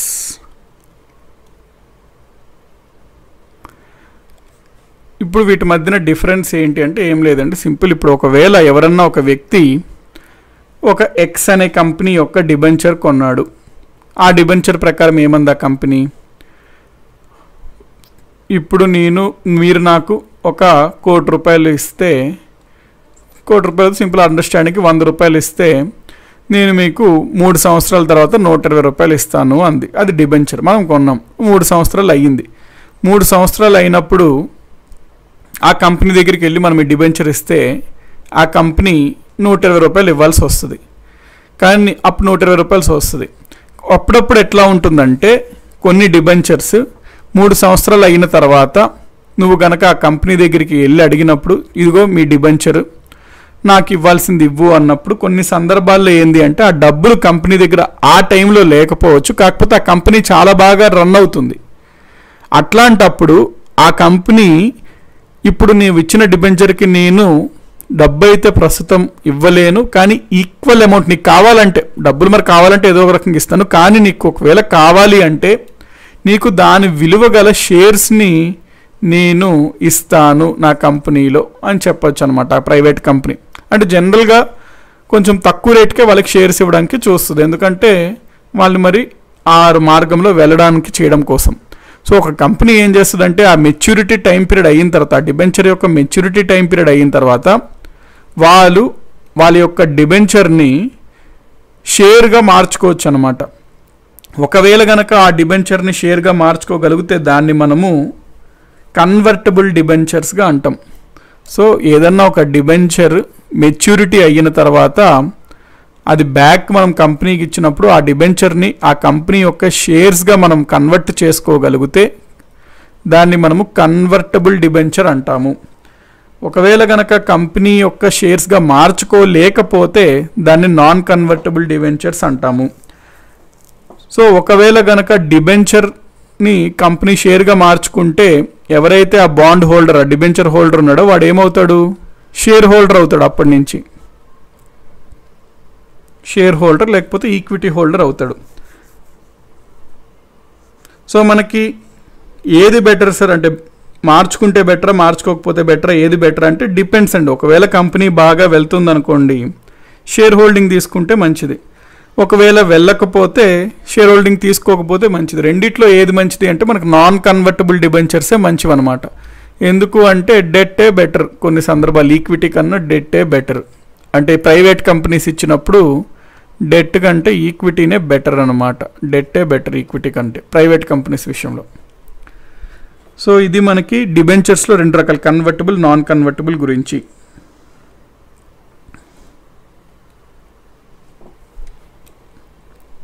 Junk బాండ్స్ని debentures అనవచ్చా అంటున్నారు. ఓకేనండి, సతీష్ గారు ఏమంటున్నారంటే ఇప్పుడు మనకి జంక్ బాండ్స్ ఉంటాయి కదా సార్, జంక్ బాండ్స్ని డిబెంచర్స్ అనొచ్చా అంటున్నారు.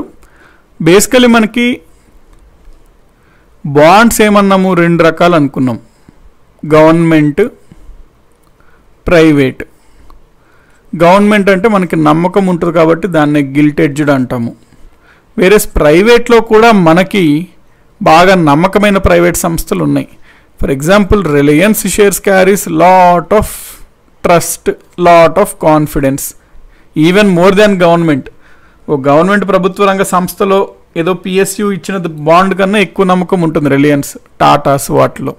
సో ప్రైవేట్లో కూడా మనకి రెండు రకాలు ఉంటుంది. అంటే మంచి క్రెడిట్ రేటింగ్ ఏజెన్సీస్ ఉంటాయని మనం చూసుకున్నాం. అప్పుడు క్రెడిట్ రేటింగ్ ఏజెన్సీస్ ఉంటాయి, CRISIL, CIBIL, standard and poor, Moody's, అవన్నీ క్రెడిట్ రేటింగ్ ఏజెన్సీస్ అనమాట. సో ఒక కంపెనీ యొక్క క్రెడిట్ గురించి తెలుపుతుంటాయి. సో క్రెడిట్ రేటింగ్ ఏజెన్సీస్ ఇచ్చిన రేటింగ్లో మంచి AAA, AA కంపెనీస్ ఉన్నాయనుకోండి, అవి బాగానే ఉంటాయి. BB ఈ రేటింగ్ ఉన్నాయనుకోండి, తక్కువ రేటింగ్, వీటిని మనము జంక్ బాండ్స్ అంటాం. సో ఇవి మొత్తం డిబెంచర్సే, కాకపోతే డిబెంచర్స్ అన్నిటినీ మనము జంక్ బాండ్స్ అనలేము. డిబెంచర్స్లో ఏవైతే క్రెడిట్ రేటింగ్ తక్కువ ఉండి మన పెట్టుబడి రిస్కీగా ఉన్నట్లయితే ఆ పర్టికులర్ బాండ్స్ని మనము జంక్ బాండ్స్ అని అనగలుగుతాం.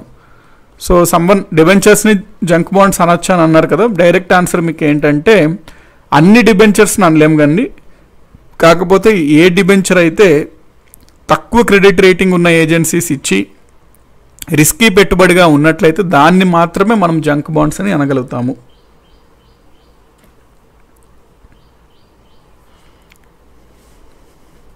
జంక్ బాండ్స్ గురించి కూడా లాస్ట్ క్లాస్ చూసాం మనం. గిల్ట్ ఎడ్జ్డ్ చూసాం, జంక్ బాండ్స్ చూసాం, నెక్స్ట్ బేరర్ బాండ్స్ కూడా చూసాం లాస్ట్ క్లాస్లో. సో ఆ మూడు రకాల బాండ్స్, దాంతోపాటు ఇవి డిబెంచర్స్ అంటే మనకి ఇది కాన్సెప్ట్. ఇప్పుడు మనము నెక్స్ట్ ఇంకో రకమైన బాండ్ ఉంది, ఇన్ఫ్లేషన్ ఇండెక్స్డ్ బాండ్, దాని గురించి చూద్దాం. మళ్ళీ మనం టేబుల్కి వెళ్ళినట్లయితే ఇక్కడ మనకి గవర్నమెంట్ సెక్యూరిటీస్ కవర్ చేసుకున్నాం, డిబెంచర్స్ చూసాం, డిబెంచర్స్లో రెండు రకాల కన్వర్టబుల్, నాన్ కన్వర్టబుల్ గురించి చూసుకున్నాం. ఇప్పుడు మనం ఇన్ఫ్లేషన్ ఇండెక్స్డ్ బాండ్స్ గురించి చూద్దామండి. Inflation indexed bonds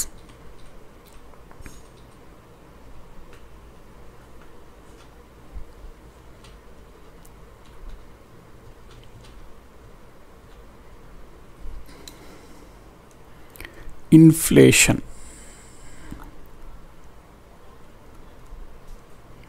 indexed bonds.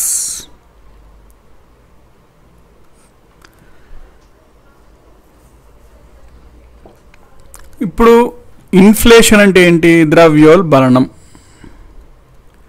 Inflation ఎంత ఉంది అనేది మనకి ఫిగర్స్ చెప్తుంటారు అనమాట. ప్రతి టైం టు టైం చెప్తుంటారు. యావరేజ్గా మనకి ఇన్ఫ్లేషన్ 7% ఉంటుంది, మేబీ 7 to 8% ఉంటుంది అనుకోండి యావరేజ్గా ఇన్ఫ్లేషన్. మనకి కొన్ని సందర్భాల్లో బాండ్స్ మనం కొన్నప్పుడు బాండ్స్ మనకి 6% రేట్ ఆఫ్ రిటర్న్ ఇస్తారు అంటారు. అంటే మా దగ్గర మీరు బాండ్ కొనండి, మీకు పలానా టైం తర్వాత 6% వడ్డీతో మేము కలిపిస్తాము అంటారు. అంటే ఆ బాండ్ యొక్క ఇంట్రెస్ట్ వాల్యూ ఎంత అంటే 6%. అది మనకి మంచి పెట్టుబడి కాదా అంటే కావట్లేదు. ఎందుకు? ద్రవ్యోల్బణం చూసుకున్నట్లయితే నువ్వు బాండ్ ఇచ్చే ఇంట్రెస్ట్ కన్నా ఎక్కువ ఉంది. సో నా మనీ వాల్యూ నువ్వు ఒక 5-6 సంవత్సరాల తర్వాత 6%తో కలిపి ఇచ్చినప్పటికీ కూడా ఇన్ఫ్లేషన్ని పరిగణంలో తీసుకున్నట్లయితే నువ్వు ఇచ్చేది వాస్తవంగా నాకు తక్కువే అప్పటి టైంకి అన్నట్టు అనిపిస్తుంది. సో ఈ రకంగా సందర్భంగా ఉన్నప్పుడు కంపెనీస్ అయితే మరి ఇంతకంటే ఎక్కువ ఇవ్వాలంటే లాస్లోకి వెళ్తాయి. మరి ఇంతకంటే తక్కువకి ఇస్తే జనాలు ఎవరు కొనట్లేదు. జనాలు కొనకపోతే కంపెనీలకి డబ్బులు రావు, డబ్బులు రాకపోతే పెట్టుబడి ఉండదు, పెట్టుబడి లేకపోతే కంపెనీలు ముందుకు వెళ్ళలేరు, బిజినెస్ వ్యాపారం చేయలేరు, ఉపాధి రాదు, గ్రోత్ ఉండదు, వృద్ధి ఉండదు, అభివృద్ధి ఉండదు, మళ్ళీ అదంతా పరంపర అనమాట. అందుకని చెప్పి ఇంకొక టైప్ ఆఫ్ బాండ్స్ ఉంటే జనరల్గా జనాలు ఈ టైప్ ఆఫ్ బాండ్స్కి కొంత ఆకర్షణ చూపిస్తారనమాట. ఎప్పుడు చూపిస్తారు అంటే ఆర్థిక వ్యవస్థ బాగా ధరలు పెరిగిపోతున్నాయి, ధరల నియంత్రణ అవ్వట్లేదు, ధరలు పెరగడమే ఉంటుంది, పెరగడం కూడా చాలా అధికంగా ఉంటుంది కానీ తగ్గడం ఉండదు అని జనాలు కనుక ఏదైనా ఒక ఆర్థిక వ్యవస్థలో భావిస్తే ఆర్థిక వ్యవస్థలో జనాలు ఏమనుకుంటారు? నేను నీ దగ్గర బాండ్ కొంటాను, నువ్వు నాకు బాండ్ ఇచ్చినప్పుడు ఫిక్స్డ్గా 5%, 7%, 8% అని చెప్పకు. ఎందుకంటే చెప్పలేము. ఇన్ఫ్లేషన్ మనకి 2009-10 ఆ టైంలో 11%, 13% వరకు కూడా ఉండిందండి. ఇన్ఫ్లేషన్ 2 digitsకి వెళ్ళిపోయింది ఇన్ఫ్లేషన్. డ్యూరింగ్ యూపీఏ టైం 2011 ఆ టైంలో ఉన్నప్పుడు 13% ఇన్ఫ్లేషన్ వెళ్ళింది, 2 digits ఇన్ఫ్లేషన్ క్రాస్ అయింది. అంటే అది బీభత్సం అనమాట. సో జనాలకి జనరల్గా అటువంటి సందర్భాల్లో ఉన్నప్పుడు జనాలు ఏం కోరుకుంటారంటే నువ్వు నాకు ఫిక్స్డ్గా 6%, 7%, 8% అని చెప్పకు. నువ్వు నాకు ఏం చెప్తావు అంటే ఎప్పుడైతే మెచ్యూరిటీ అవుతుందో ఒక 3 years అవని 5 years అవని ఎప్పుడైతే మెచ్యూరిటీ అవుతుందో అప్పుడు ఆ టైంకి అంటే మెచ్యూరిటీ అయ్యే టైంకి ఇన్ఫ్లేషన్ రేటు చూద్దాం ఎంత ఉందో.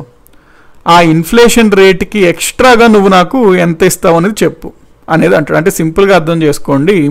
ఇక్కడ ఫర్ ఎగ్జాంపుల్ ఈరోజు 2020లో 100 రూపాయలు ఇస్తే నేను 2025లో నీకు 120 రూపాయలు ఇస్తాను అనేది normal bond.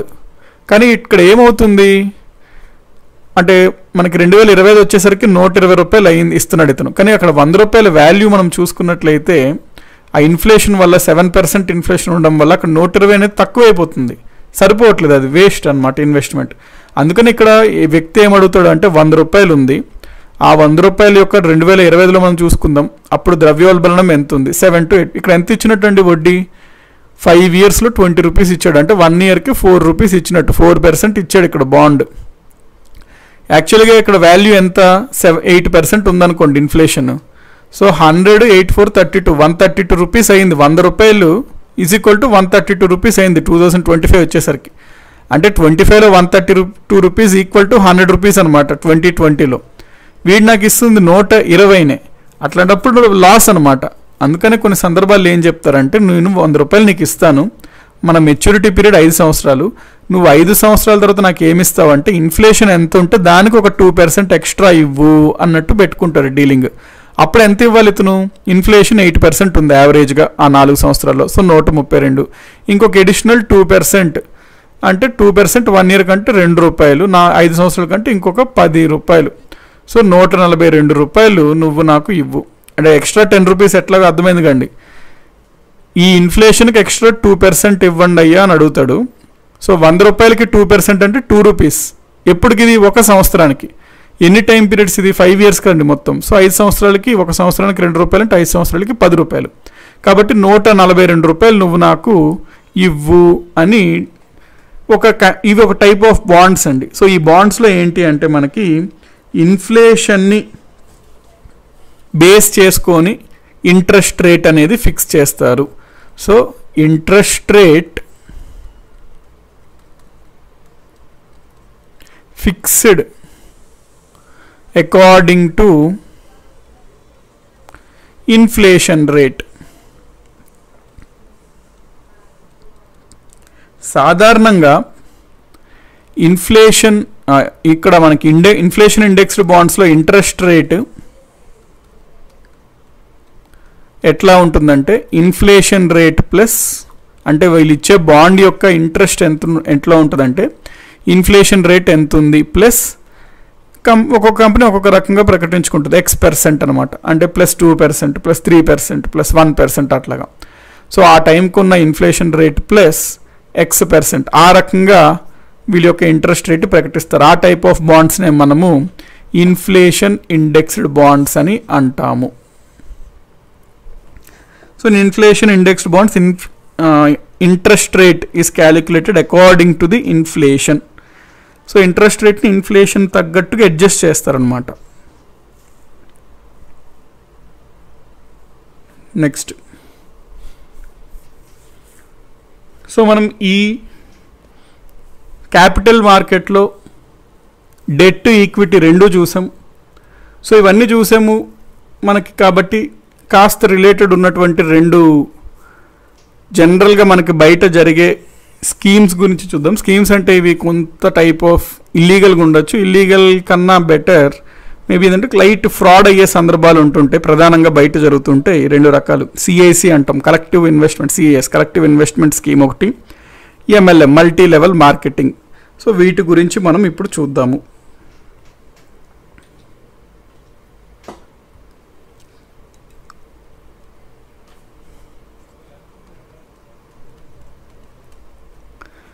Collective investment scheme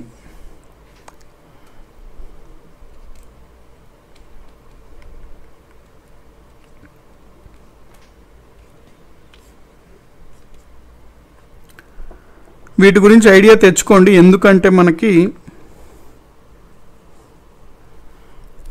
జరుగుతుంటాయి అన్నమాట బయట. ఇన్ఫ్లేషన్ తక్కువ ఉండాలా ఎక్కువ ఉండాలా సార్ కంట్రీకి అంటున్నారు శివతేజ. మనం ఆల్రెడీ అనుకున్నామండి, ఎక్కడ మేబీ ఫిస్కల్ పాలసీలో అనుకుంటే లేకపోతే మానిటరీ పాలసీలో అనుకున్నాం. ఇన్ఫ్లేషన్ తక్కువ ఉండకూడదు ఎక్కువ ఉండకూడదు, యావరేజ్గా మనకి అంటే గవర్నమెంటే ఏమందంటే 4% ±2% అంది. అంటే 4%కి -2% +2% అంటే 6%. సో 2 to 6 అనేది మనకి ఈ మధ్యలో ఇన్ఫ్లేషన్ కనుక చేంజ్ అవుతూ ఉంటే పర్వాలేదండి. ఇది హెల్దీ రేంజ్ అనమాట ఇన్ఫ్లేషన్కి. ఎంత పర్సెంట్ ఉంటే బెస్ట్ అంటే ఒక 4% ఉంటే బెస్ట్ ఇన్ఫ్లేషన్. కానీ ఎగ్జాక్ట్గా ఉండదు కాబట్టి ఒక రేంజ్ మనం మాట్లాడుకున్నట్లయితే 2 to 6% అనేది హెల్దీ రేంజ్ ఆఫ్ ఇన్ఫ్లేషన్. ఇంతకంటే తక్కువైనా ప్రమాదం ఆర్థిక వ్యవస్థకి, ఇంతకన్నా ఎక్కువన్నా ఆర్థిక వ్యవస్థకి ప్రమాదం. So better is 2 to 6 and ఒక పర్టికులర్ నెంబర్ అడిగితే 4% ఈజ్ ద పెర్మిసిబుల్ అనమాట, better.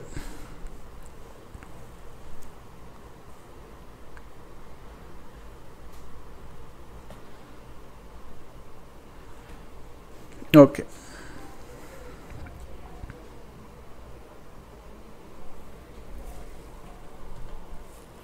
So collective investment scheme చూద్దాం. ఇది మీరు అంటే జస్ట్ అర్థం చేసుకోండి స్కీమ్స్ ఇవన్నీ. బికాస్ అంటే మీరు ఈ బయట మేబీ ఆఫ్టర్ మేబీ మీకు సమ్ అమౌంట్ వస్తే మీరు ఇన్వెస్ట్మెంట్ చేయడానికి చూస్తుంటారు, what ever amount it maybe. So chances ఏంది అంటే మనకి బయట ఉన్న 100 ఇన్వెస్ట్మెంట్ స్కీమ్స్లో దాదాపుగా 80 ఇన్వెస్ట్మెంట్ స్కీమ్స్ ఫ్రాడ్ ఉంటాయి అన్నమాట. మనకి బయట ఫ్రాడ్ జరిగే ఛాన్సెస్ ఎక్కువ. ప్రాబబిలిటీ 0.8%, ప్రాబిలిటీ 0.8% కాదు 0.8, 80%, 1లో 0.8. సో వీటి గురించి తెలియాలి so that you won't be gullible అనమాట, and you won't become vulnerable to frauds.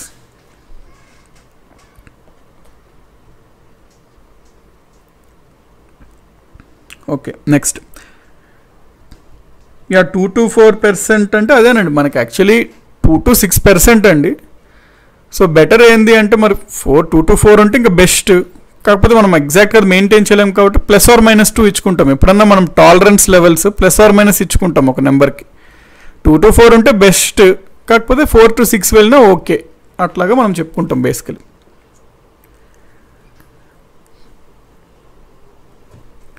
So collective investment scheme CIS వాటి గురించి ఇప్పుడు మనం చూద్దాం.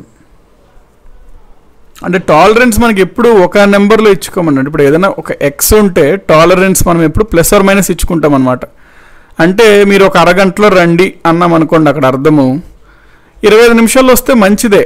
అట్లాగని చెప్పి 31వ నిమిషం సతీష్ గారు ఫర్ ఎగ్జాంపుల్ 30 minutesలో ఒక దగ్గరికి రండి అన్నప్పుడు సతీష్ 31 minutesలోకి వచ్చినప్పుడు 31 minutes వచ్చారు, మీరు టైం అయిపోయింది అనకూడదు కదా. సో +or- 5 minutes ఇచ్చుకుంటే 25 to 30 అక్కడ అనుకున్నాం మనం. సో దట్ అక్కడ ఏంటి, ఇక్కడ వస్తే మంచిది అని. బట్ మనం ఎప్పుడైనా టాలరెన్స్ ప్లస్ కూడా ఇచ్చుకుంటాం అనమాట. సో 25 to 35 ఈజ్ బెటర్ అని రేంజ్ చెప్పుకుంటాం. అందులో బెటర్ ఏంటంటే ఎగ్జాక్ట్గా 30, అందులో ఇంకా బెస్ట్ అంటే 25 to 30, రేంజ్ చూసుకుంటే 25 to 35 అనమాట.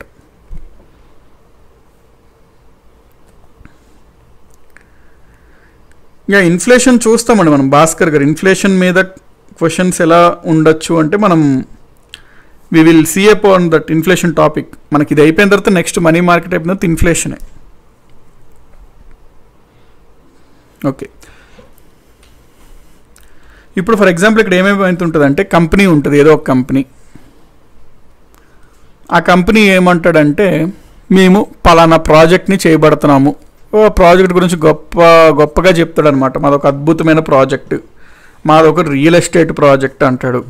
లేదా మాది ఒక గోట్స్ గొర్రెల్ని పెంచుకునే ప్రాజెక్ట్ అంటాడు.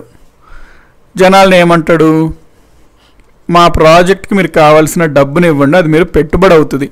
ఇప్పుడు మీ అంతలో మీరు ఈ కంపెనీని పెట్టి ఈ వ్యాపారం చేయాలంటే మీరు చేయలేరు.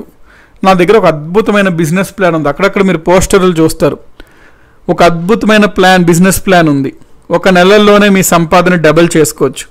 ఆసక్తి ఉన్నవాళ్ళు, వెంటనే సంపద ఒక నెలలో డబుల్ కావాలనుకున్న వాళ్ళు, మనసులో అనుకుంటాడు డబ్బులు గోల్మాల్ అవ్వాలనుకున్న వాళ్ళు, బయటకు మాత్రం ఇట్లా చెప్తాడు, నా దగ్గర నా బిజినెస్ ప్లాన్లో పెట్టండి అంటాడు. అప్పుడు జనాలు బాగా అట్రాక్ట్ చేస్తాడు. ఫర్ ఎగ్జాంపుల్ ఏమంటాడంటే, ఆల్రెడీ ఒకటి జరిగింది రియాలిటీగా. మాది గొర్రెలు పెంచే బిజినెస్, మేమేం చేస్తామంటే మీరు మాకు డబ్బులు ఇస్తే మేము ఆ గొర్రెల్ని కొంటాము, మంచి గొర్రెల్ని కొంటాము. సో మీరు ఇచ్చిన డబ్బుతో ఒక గొర్రెని కొంటాం, ఇంకొక అతను ఇచ్చిన దాంతో ఇంకొక గొర్రె కొంటాము. ఒక్కొక్క గొర్రె కనీసం 4 పిల్లలు పెట్టేటట్టు మేము మంచి పోషణ అంతా చూసుకుంటాము. ఈ ఒక్కొక్క గొర్రె నుంచి ఆ నలుగురు గొర్రెలు ఏవైతే పుట్టాయో వాటిని బయట మేము మార్కెట్లో అమ్ముతాము. సో మీరు 100 రూపాయలు పెడితే మేము 4 గొర్రెలు అమ్మితే 300 మాకు వస్తుంది. ఆ 300లో మేము 100 ఉంచుకుంటే నీకు 200 ఇస్తాము. సో మీకు మొత్తం 2 నెలల్లో అయిపోద్ది. ఒక గొర్రె కనడము, ఆ పిల్లలు పుట్టడము, కాస్త పెద్దవడం, మేము అమ్మేయడం. కాబట్టి నీ 100 రూపాయలు 2 నెలల్లో 200 రూపాయలు అయిపోద్ది అని ఒక ఎట్లా చెప్తాడనమాట. తన బిజినెస్ ఐడియా చెప్తాడు. ఇంక మన గొర్రె తప్ప ఏం కనబడదు. కాకపోతే ఆ గొర్రె మనమేనా మనకు అర్థమవుదు. ఆ టైంలో వాడు మనల్నే గొర్రె చేస్తున్నాడు అని అర్థమవుదు. కానీ మనకు అప్పుడు గొర్రె బంగారంలా కనబడుతుంది, బంగారపోతతో పూసిన గొర్రె వ్యాపారంలా కనబడుతుంది. గొర్రెలే ఎంత అసలు అద్భుతమైన ప్లాన్. ఈ ప్లాన్ ఇన్నాళ్ళు తెలియక అనవసరంగా నేను కష్టపడి అక్కడ పని చేశాను, ఇక్కడ పని చేశాను అర్రే అన్నట్టు అతన్ని మెచ్చుకొని మీ బుర్రండి, మీలాంటి వాళ్ళు భారతదేశానికి కావాలి, మీకు పద్మవిభూషణ్, పరమవీర చక్ర, భారతరత్న ఇచ్చిన తక్కువే అని చెప్పి అతన్ని ఎత్తేసి 100 రూపాయలు ఒక వ్యక్తి ఇస్తాడు. ఇంకొక అతను ఇంకొక 100 రూపాయలు ఇస్తాడు. సో జనరల్గా మనకి ఏంటి అంటే, ఈ వ్యక్తి ఉన్నాడు, ఇతని వ్యాపారం బాగా జరగాలంటే పెద్ద ఎత్తులో జరగాలి. సో పెద్ద ఎత్తులో జరగాలంటే నా వంతు నేను ప్రయత్నం చేస్తాను అని చెప్పి ఇతను తమ్ముడు అన్న ఉంటాడు. అరే తమ్ముడు ఇందులో పెట్టరా 100 రూపాయలు అంటాడు. ఇంకా అన్న చెప్పాడు కదా పెడతాడు. మన కొబ్బరి మట్టలో ఉన్న 4 బ్రదర్స్ ఉంటారు కదా, సంపూర్ణేష్ బాబు, 4 బ్రదర్స్ అన్న ఏది చెప్తే అదే వేదమని 4 పెట్టేస్తారు పాపం, ఏం ఆలోచించకుండా. అట్లాగా చూసుకున్నట్లయితే ఈ కంపెనీకి చాలా డబ్బు వస్తుంది. అంటే చాలామంది గొర్రెలయ్యారు అనమాట బేసికలీ. సో చాలా డబ్బులు వచ్చాక ఇప్పుడు ఈ కంపెనీ ఏం చేస్తుందంటే, మనకి ఒక ఫస్ట్ 2 months బాగానే చెప్పినట్టుగా గొర్రెల్ని ఏదో పెంచినట్టు పెంచుద్దో, గొర్రెల్ని పెంచదో ఏదో ఒకటి చేస్తుంది. మొత్తానికి చాలామంది జాయిన్ అవుతున్నారు కాబట్టి డబ్బులు వస్తుంటాయి బాగా. ఈ కంపెనీ ప్రతిరోజు అకౌంట్లో పెరిగిపోతూ ఉంటుంటాయి డబ్బులు. సో మొదటి 2 నెలలు అవుతుంది. అప్పుడు 2 నెలలకి ఇస్తాను అన్నాడు కదా, ఇస్తాడు. ఆ ఫస్ట్ టైం ఇస్తాడండి వీళ్ళకి. వీళ్ళు పెట్టిన 100 రూపాయలకి 2 నెలల్లో 200 కనబడుతుంది వీళ్ళకి. ఇంకా వీళ్ళ ఆనందానికి అదుపు ఉండదన్నమాట. భూమి పైన ఆ క్షణంలో ఎవరన్నా మిక్కిలి ఆనందంతో ఉన్నాడా అంటే ఈ గ్యాంగే. ఇంకా గ్యాంగ్ ఆనందంకి అదుపులు ఉండవు. ఇంకా ప్లాన్లు వేసేసుకుంటారు. ఇప్పుడు 2 నెలల్లో నా 100 రూపాయలు 200 అయింది. నెక్స్ట్ 2 నెలలు, నెక్స్ట్ 2 నెలలు, నెక్స్ట్ నెల అంటే 6 నెలల్లో నాకు దాదాపుగా నేను పెట్టిన దానికి 6 రెట్లు వస్తుంది. నేను 1 లక్ష రూపాయలు పెట్టేద్దాం. వస్తే ఆ బంగారం తీసి అమ్మే తొందరగా పిచ్చే, నాకు నీ బంగారం మెడ మీద ఉన్నది, ఒంట్లో ఉన్నది, నీ వడ్డానం అన్నీ ఇవ్వు, నీకు దానికి డబుల్ చేసి ఇస్తాను, అన్నీ తీసుకుంటాడు, అన్నీ పెడతాడు. ఈసారి 1 లక్ష రూపాయలు పెడతాడు. 6 నెలల తర్వాత పిల్లల్ని అడుగుతాడు, ఏరా చిన్నోడా మనం దుబాయ్కి వెళ్దామా లేకపోతే మలేషియాకి వెళ్దామా, 6 నెలల తర్వాత మన రేంజ్ వేరేలా ఉంటుంది, అది ఇది అని చెప్తుంటాడు అనమాట. సో ఆ రకంగా ఏమవుతుంటుంది, వీళ్ళకి ఒకసారి నమ్మకం వచ్చేసింది. మరి మనోడు ఇచ్చాడు, అడిగి తెలిసి ఇట్లాగిస్తే వీళ్ళు ఇంకా ఎక్కువ గొర్రెలను పట్టుకొని వస్తారు మన దగ్గరికి అని తెలుసు. దాంతో ఇది వర్డ్ ఆఫ్ మౌత్ అనమాట. అంటే మాట ద్వారా బీభత్సంగా ఏ ఊరిలో చూసుకున్నా ఇదే టాపిక్ ఇతని గురించి అనమాట. సో అది మనకి ఓవరాల్గా ఇతనికి next time some lakhs and crores of rupees, లక్షల్లోనో లేకపోతే పెద్ద కంపెనీ అయితే కోట్లలోనో వస్తుంటుంది. అప్పుడు వీడు సడ్డాబుడ్డా సత్తేసి దుబాయ్కు ఎటో వెళ్ళిపోతాడు. అక్కడ మన చట్టాలు చల్లో, మన అక్కడ గవర్నమెంట్ రిక్వెస్ట్ చేసుకుంటారు, అక్కడ ఏవో ఇంకా జరుగుతూ ఉంటుంటుంది. ఇక్కడ కొడుకు 6 నెలలు అవుతుంది. కొడుకు అడుగుతాడు, నాన్న దుబాయ్కి వెళ్దామా అని చెప్పి. అప్పుడు వాళ్ళ నాన్న వెళ్దాము అని చెప్పి దుబాయ్ సినిమా తీసుకెళ్ళి చూపిస్తాడు అనమాట. సో దుబాయ్కి వెళ్తే అట్లా ఉంటుంది మన పరిస్థితి, ఇంకోసారి నన్ను అడగద్దు దుబాయ్ అని చెప్పి వాళ్ళని మందలిస్తాడు పాపం. సో అది అవుతుంది అనమాట. దీన్నే మనము కలెక్టివ్ ఇన్వెస్ట్మెంట్ స్కీమ్ అని అంటాము. ఎవరు సార్ ఇంత గొర్రె వ్యాపారం చేసిందంటే యాక్చువల్లీ రియాలిటీ అయ్యిందండి. అది Beetal livestock and farm private limited అనమాట. ఈ కంపెనీ చేసింది అది.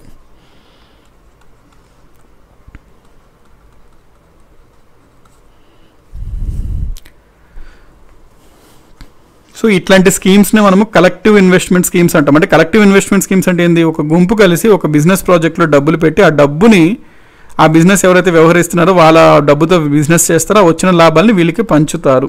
అట్లాంటి వాటిని కలెక్టివ్ ఇన్వెస్ట్మెంట్ స్కీమ్ అంటాం. కలెక్టివ్ అంటే జనాలందరూ కలిసి కలెక్టివ్గా పెట్టుబడి పెడతారు, ఆ పెట్టుబడితో వ్యాపారం చేస్తారు, వచ్చిన లాభాలని పంచుకుంటుంటారు. కాకపోతే ఇందులో ప్రాబ్లం ఏంటంటే వీడు చెప్పిన బిజినెస్ నిజంగానే చేస్తున్నాడా, అసలు మనకి ఇస్తాడా, వీడికి లాభాలు ఉన్నాయా నష్టాలు ఉన్నాయా, అసలు అది ఏంటి, అసలు వీడి బిజినెస్ మనం చూడగలుగుతాం, అక్కడ గొర్రెలు వీడు కొన్నాడా లేదా మనం చూడగలుగుతాం, అవేమి ఉండవు అనమాట. అందుకని చెప్పి ఈ సిఐఎస్ ఇట్లాంటి స్కీమ్స్కి ఎప్పుడు మనం ఆ స్కీమ్స్లో బకరా అనేది అవ్వకుండా చూసుకోవాలి. ఇది అయినప్పుడు యాక్చువల్లీ ఏమైందంటే ఈ అప్పుడు సెబీ ఏమందంటే ఈ కలెక్టివ్ ఇన్వెస్ట్మెంట్ స్కీమ్ కూడా సెబీ కింద వస్తుంది అని ఉంది. సో ఇప్పుడు మనకి కలెక్టివ్ ఇన్వెస్ట్మెంట్ స్కీమ్ ఎవరైనా చేయాలంటే సెబీ కింద రిజిస్టర్ అవ్వాలన్నమాట. అయినప్పటికీ సెబీ కింద రిజిస్టర్ అవ్వకుండా ఇవన్నీ ఊర్లో నడిపిస్తారండి. యాక్చువల్లీ ఈ Beetal livestock and farm ఏదైతే ఉందో ఇది ఎందుకు ఫ్రాడ్ అయిందంటే ఇది సెబీ కింద వీళ్ళు రిజిస్టర్ అవ్వలే, జనరల్గా చేసుకుంటూ వెళ్ళిపోయారనమాట అది. సో ఇది మనకి కలెక్టివ్ ఇన్వెస్ట్మెంట్ స్కీమ్. నెక్స్ట్ ఇట్లాంటి స్కీమే ఉంటుంది, అది మల్టీ లెవెల్ మార్కెటింగ్. అంటే దానికి లింకే అనమాట ఇది మల్టీ లెవెల్ మార్కెటింగ్ అంటే. ఈ మల్టీ లెవెల్ ఫర్ ఎగ్జాంపుల్ ఇందాక స్కీమే మీరు తీసుకోండి, నేను ఈ గోట్ స్కీమ్ అనుకుందాం దాన్ని. ఈ గొర్రెల స్కీమ్లో మనము 100 రూపాయలు పెట్టుబడి పెట్టాము, డబ్బును పెట్టాము. ఇక్కడ ఫస్ట్ ప్రాబ్లం ఏంటి అంటే ఆ నిజంగానే గొర్రె కొన్నాడా, అసలు ఆ కంపెనీకి ఆ గొర్రె ఉందా. వీడేమంటాడు, ఒకడు డబ్బులు ఇస్తే నాకు 100 రూపాయలు వాడి తరపున నేను ఒక గొర్రె కొంటా అంటాడు. వీడికి చూపిస్తాడు, ఒక గొర్రె తీసుకొచ్చి ఇదిగో అయ్యా నీ 100 రూపాయలకి ఈ గొర్రెని కొన్నాను అని చెప్పి ఆ గొర్రెతో సెల్ఫీ దిగి ఆ గొర్రెతో ముద్దు పెట్టుకుని ఒక ఫోటో పంపిస్తాడు వీడికి. ఇంకో 100 రూపాయలు పెట్టాక వాడు అదే గొర్రెతో అదే ఉన్న సెల్ఫీ అదే ముద్దు పెట్టుకున్న ఫోటోని వీడికి పంపిస్తాడు. సో ఇక్కడ మనం ఏంటంటే ఆ కంపెనీ యాక్చువల్గా ఏం చేస్తుంది అనేది చూడలేము. ఆ కంపెనీ అసలు నిజంగా చెప్పిన బిజినెస్ ప్రాజెక్ట్ చేస్తుందా లేదా అనేది కూడా మనం చూడలేము. అది ఫస్ట్ ప్రాబ్లం. సెకండ్ ప్రాబ్లం ఏంటి అంటే ఈ స్కీమ్లో ప్రధానంగా మనకి లాభాలు ఎప్పుడు వస్తాయి, అసలు ఈ స్కీమ్స్లో ప్రాఫిట్ ఎప్పుడు వస్తుందంటే ఎవడో ఒకడు ఈ గొర్రెల్ని కొంటే వస్తుంది, ఎవడో ఒకడు ఈ గొర్రెల్ని కొంటే, అంతే కదండి. గొర్రెల నుంచి పిల్లలు వస్తే ఆ పిల్లల్ని కొంటే డబ్బులు వస్తే డబ్బులు మీకు కొంత ఇస్తాను అంటాడు. సో ఇందులో లాభాలు రావాలంటే ఆ గొర్రెల్ని బేబీస్ని పిల్లల్ని కొనాలి. మరి కొనాలి అంటే జనరల్గా ఎవడు కొనట్లేదు అనుకోండి, అప్పుడు ఏమవుతుంది, మనకే లాస్. అంటే మన డబ్బునాడు తిరిగి ఇవ్వలేడు. సో మన డబ్బునాడు తిరిగి ఇవ్వగలగాలి అంటే మనం ఏం చేయాలి, ఇంకొక 5గురిని అట్లాగా మనం ఈ స్కీమ్లో జాయిన్ చేయిస్తే ఆడికైతే డబ్బులు ఎట్లా ఒకలాగా వస్తాయి. కాబట్టి నా డబ్బులు ఎవరు కొనకపోయినా జనాలు ఆడు గొర్రెలు నాకైతే డబ్బులు ఇస్తాడు. సో నా డబ్బులు రావాలంటే ఆడు బిజినెస్ బాగుండాలి. ఆడు బిజినెస్ బాగుండాలంటే చేయాల్సింది ఒకటే, ఇంకో 4గురిని జాయిన్ చేయించాలి, అంతే. సో ఇక్కడ సింపుల్గా ఏంటంటే, నేను బకరా అయ్యాను, నేను అది అవ్వకుండా నా డబ్బు బ్యాక్ రావాలంటే నేను ఒక 3గురిని బకరా చేశాను అనుకోండి ఏదో విధంగా వాడి కంపెనీకి, నా డబ్బులు అయితే నాకు వచ్చేస్తాయి. అంటే ఆ టైప్ వచ్చేస్తుంది అనమాట ఈ కంపెనీస్లో. దానివల్ల ఏమవుతుందంటే ఈ 3 ఇంకొక 3, ఆ 3 మళ్ళీ ఏం చేస్తారు, ఇంకో 3ని చేస్తే నాకైతే పోదయ్యా, నేను సేఫ్గా బయటపడగలుగుతాను అంటాడు. సో వీడు 100 రూపాయలు రావడానికి వీడు ఆ కంపెనీకి 300 ఇచ్చుకున్నాడు 3గురిని బకరా చేసి. మళ్ళీ ఆ 3గురిలో ఒక్కొక్కడు మళ్ళీ ఆడికి 100 రూపాయలు రావడానికి ఇంకో 300. అంటే ఇక్కడ చూసుకున్నట్టయితే ఓవరాల్గా కంపెనీకి సమ్ డబ్బులు నిరంతరం లక్షల్లో కోట్లలో వచ్చేస్తుంది. ఒక 6 నెలలు ఈ స్కీమ్ని సక్సెస్ఫుల్గా నడిపాక కంపెనీ జంప్ జిలానీ అనమాట. సో అవి పాయింట్స్ మనకి. అందుకనే మనకి న్యూయార్క్ టైమ్స్లో ఒక మంచి ఆర్టికల్ ఇచ్చాడనమాట. అంటే అసలు ఏ విధంగా వీళ్ళకి ఇది అసలు ఏ విధంగా ముందుకెళ్తుంటుంది అని ఒక డయాగ్రమాటిక్గా మనకి ఇక్కడ న్యూయార్క్ టైమ్స్లో ఇచ్చాడు చూడండి. సో ఈ పాన్జీ స్కీమ్స్ అంటాం అనమాట. బేసికలీ దీన్ని multi level marketing, collective investment scheme లేదా మల్టీ లెవెల్ మార్కెటింగ్, వీటిని పాన్జీ స్కీమ్స్ కూడా అంటాం వీటిని. సో ఇవి ఎప్పుడు బాగా వాళ్ళు అమలు చేయగలుగుతారు ఇట్లాంటి పథకాలని అంటే, ఎంతమంది జనాలు ఎక్కువ జాయిన్ అవుతే అంత లాభాలు వాళ్ళకి. సో ఎక్కువ మంది బకరాలు కావాలి వీళ్ళకి, మోర్ డూప్స్ కావాలి, ఎక్కువ మంది డూప్ అయిపోవాలి, బకరా అయిపోవాలి, చాలా ఎక్కువ మంది అవ్వాలి. అప్పుడైతేనే వాళ్ళ కంపెనీ ముందుకు నడుస్తుంటుంది అనమాట. సో ఇది ఒక చైన్ సిస్టమ్. చంద్రప్రకాష్ గారు అంటే ఇది ఒక చైన్ సిస్టమ్ అనమాట బేసికలీ. సో ఫస్ట్ ఎవడో ఒకటి స్కీమ్ లాంచ్ చేస్తాడు, అందులో మొదటగా 2 జాయిన్ అవుతారు. ఆ 2కి 100 రూపాయలు ఇచ్చుకుంటారు, ఒక $100 అన్నాడు, 100 రూపాయలు అనుకుందాం మనం, 100 రూపాయలు ఇచ్చుకుంటారు. వీళ్ళకి ఏమంటాడు, సెకండ్ నీకు నెక్స్ట్ మంత్ ఒక్కొక్కడికి డబల్ ఇస్తానయ్యా అంటాడు. ఈడేం చేస్తాడంటే ఇంకొక 2ని రిఫర్ చేస్తాడు. సో ఆడికి 400 వచ్చింది, ఆ 400తో వీళ్ళిద్దరినైతే ఇస్తాడు. ఈ 4గురిని వీడు మేనేజ్ చేయాలంటే నెక్స్ట్ వచ్చిన 8 మంది కావాలి, ఈ 8 మందిని సాటిస్ఫై చేయాలంటే నెక్స్ట్ మంత్ 16 కావాలి. అట్లాగా మనకి ఇది 3rd రౌండ్, ఇది 4th రౌండ్, అట్లాగా ఒక 16 రౌండ్లు 18 రౌండ్లు అయినాయి అనుకోండి. అక్కడ చూసుకున్నట్లయితే ఇన్వెస్టర్స్ ఎంతమంది అవుతారంటే మనకి 2.5 లక్షల మంది ఇన్వెస్టర్స్ అవుతారు. అంటే ఆ కంపెనీలో 2.5 లక్షల మంది డబ్బు ఇచ్చిన వాళ్ళు అవుతారు. దాంతో కంపెనీకి ఎంత డబ్బు వస్తుంది, కోట్లలో వస్తుంది. దాంతో కంపెనీ జంప్ జిలానీ అయిపోద్ది. అందుకనే సరే అంటే లైక్ మామూలుగా క్లాస్లా కాకుండా ఇన్ జనరల్గా మీకు ఫైనాన్షియల్ అడ్వైజ్ ఏంది అంటే, ఆ లలిత జ్యువెలర్స్, ఆ కిరణ్ కుమార్ చెప్పినట్లు డబ్బులు ఊరికే రావండి. ఎవరన్నా సరే మీకు ఫ్రీగా డబ్బు ఇస్తాము అంటే, ఫ్రీగా మీకు తక్కువ టైంలో ఎక్కువ డబ్బు ఇస్తాము అంటే, మీరు ఆ దివాళీ టైంలో ఆ గ్రీన్ బాంబు ఉంటుంది కదా, హైడ్రోజన్ బాంబు, ఆ గ్రీన్ బాంబుని చూస్తే సడన్గా రోడ్డు పైన ఎవరైనా కాలుస్తున్నప్పుడు ఆ పక్కన వెళ్తే మీరు ఎట్లా పారిపోతారో అట్లా పారిపోవాలన్నమాట దూరంగా. ఎందుకు అంటే ఫ్రీ మనీ అనేది మనకి జనరల్గా ఉండదు, అస్సలు ఉండదని కాదు, జనరల్గా మనకి సింపుల్ వే ఆఫ్ మనీ అనేది ఉండదండి. సో నెంబర్ ఆఫ్ ఎగ్జాంపుల్స్ ఉంటాయి వీటిల్లో.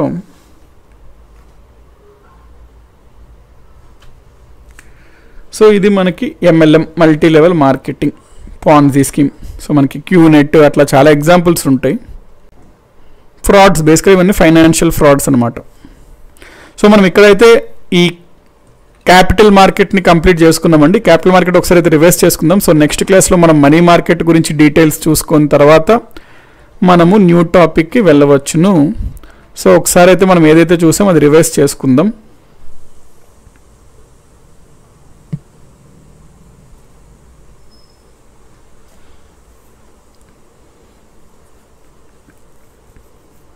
Okay, stock exchanges. సో ప్రపంచంలో మొట్టమొదటి స్టాక్ ఎక్స్చేంజ్ ఎక్కడ ఏర్పడింది అంటే బెల్జియం, అప్పట్లో నెదర్లాండ్స్లో భాగమైనటువంటి అంట్వర్ప్లో ఏర్పడింది 1631లో. 1773లో లండన్ స్టాక్ ఎక్స్చేంజ్ ఏర్పడింది. 1790 ఫిలడెల్ఫియా స్టాక్ ఎక్స్చేంజ్. భారతదేశంలో లేదా ఆసియాలో మొట్టమొదటి స్టాక్ ఎక్స్చేంజ్ ఏది అనగా బాంబే స్టాక్ ఎక్స్చేంజ్ ఎప్పుడు ఏర్పడింది అంటే 1875లో ఏర్పడింది. దానికి స్టార్టింగ్లో ఉన్న నేమ్ ఏంటంటే native shares and stock brokers association. మనకి మొత్తం ఈ ఫైనాన్షియల్ మార్కెట్ టాపిక్ అంతా ఇదే టేబుల్ పైన రొటేట్ అవుతుంటుంది. సో అందులో మనం ఈరోజు ప్రధానంగా ఈక్విటీ గురించి మాట్లాడుకున్నాం, డెట్ గురించి మాట్లాడుకున్నాం. సో దాంతో క్యాపిటల్ మార్కెట్ మనకి కంప్లీట్ అయిందనమాట.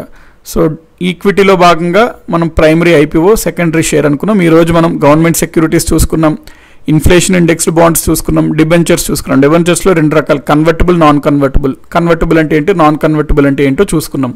సో ఇది మనకి బాంబే స్టాక్ ఎక్స్చేంజ్, ఇది తయారు చేసిన index Sensex, headquarters Mumbai. Next 1991లో ఫేర్వానీ కమిటీ ఇచ్చిన సూచన మేరకు 1992లో నేషనల్ స్టాక్ ఎక్స్చేంజ్ అనేది ఏర్పాటు చేయడం జరిగింది.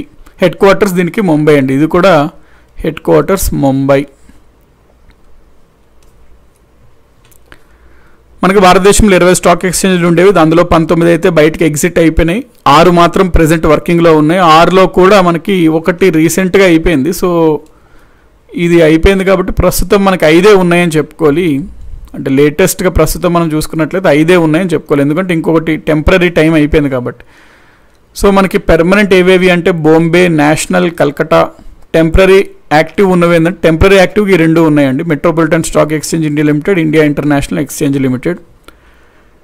దాదాపుగా 19 స్టాక్ ఎక్స్చేంజ్లు ఉండే, అవన్నీ ఎగ్జిట్ అయిపోయినాయి అనమాట. ప్రాంతీయ ఎక్స్చేంజ్ స్టాక్ ఎక్స్చేంజ్లు అవి పెద్దగా ఎవరు లేరు, జనాలు కొనేది అమ్మేది ఆ స్టాక్ ఎక్స్చేంజ్లో, కాబట్టి గిట్టుబాటు అవ్వక తీసేశారు ఆ వ్యాపారం. 1987లో జిఎస్ పటేల్ కమిటీ సూచన మేరకు 1988లో ప్రభుత్వం సెబీని ఏర్పాటు చేసింది, securities exchange board of India. ఈ సెబీకి చట్టబద్ధత 1992లో సెబీ యాక్ట్ 1992 కింద ఇవ్వడం జరిగింది. సెబీ ఏర్పాటు April 12, 1998 కమిటీ జిఎస్ పటేల్ సూచించింది. సెబీకి చట్టబద్ధత January 30, 1992.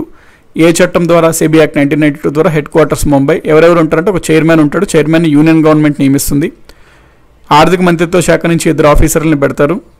ఆర్బీఐ నుంచి ఒక వ్యక్తి ఉంటాడు, ఇంకొక 5 ఎక్స్పర్ట్స్ని కేంద్ర ప్రభుత్వం నామినేట్ చేస్తుంది. ఈ సెబీ ఏంటంటే ఈ ఫైనాన్షియల్ మార్కెట్స్, ముఖ్యంగా ఈ షేర్ మార్కెట్స్ ఇట్లాంటివి నియంత్రణ చేస్తుంది. ప్రస్తుతం చైర్మన్ ఎవరు అంటే అజయ్ త్యాగి.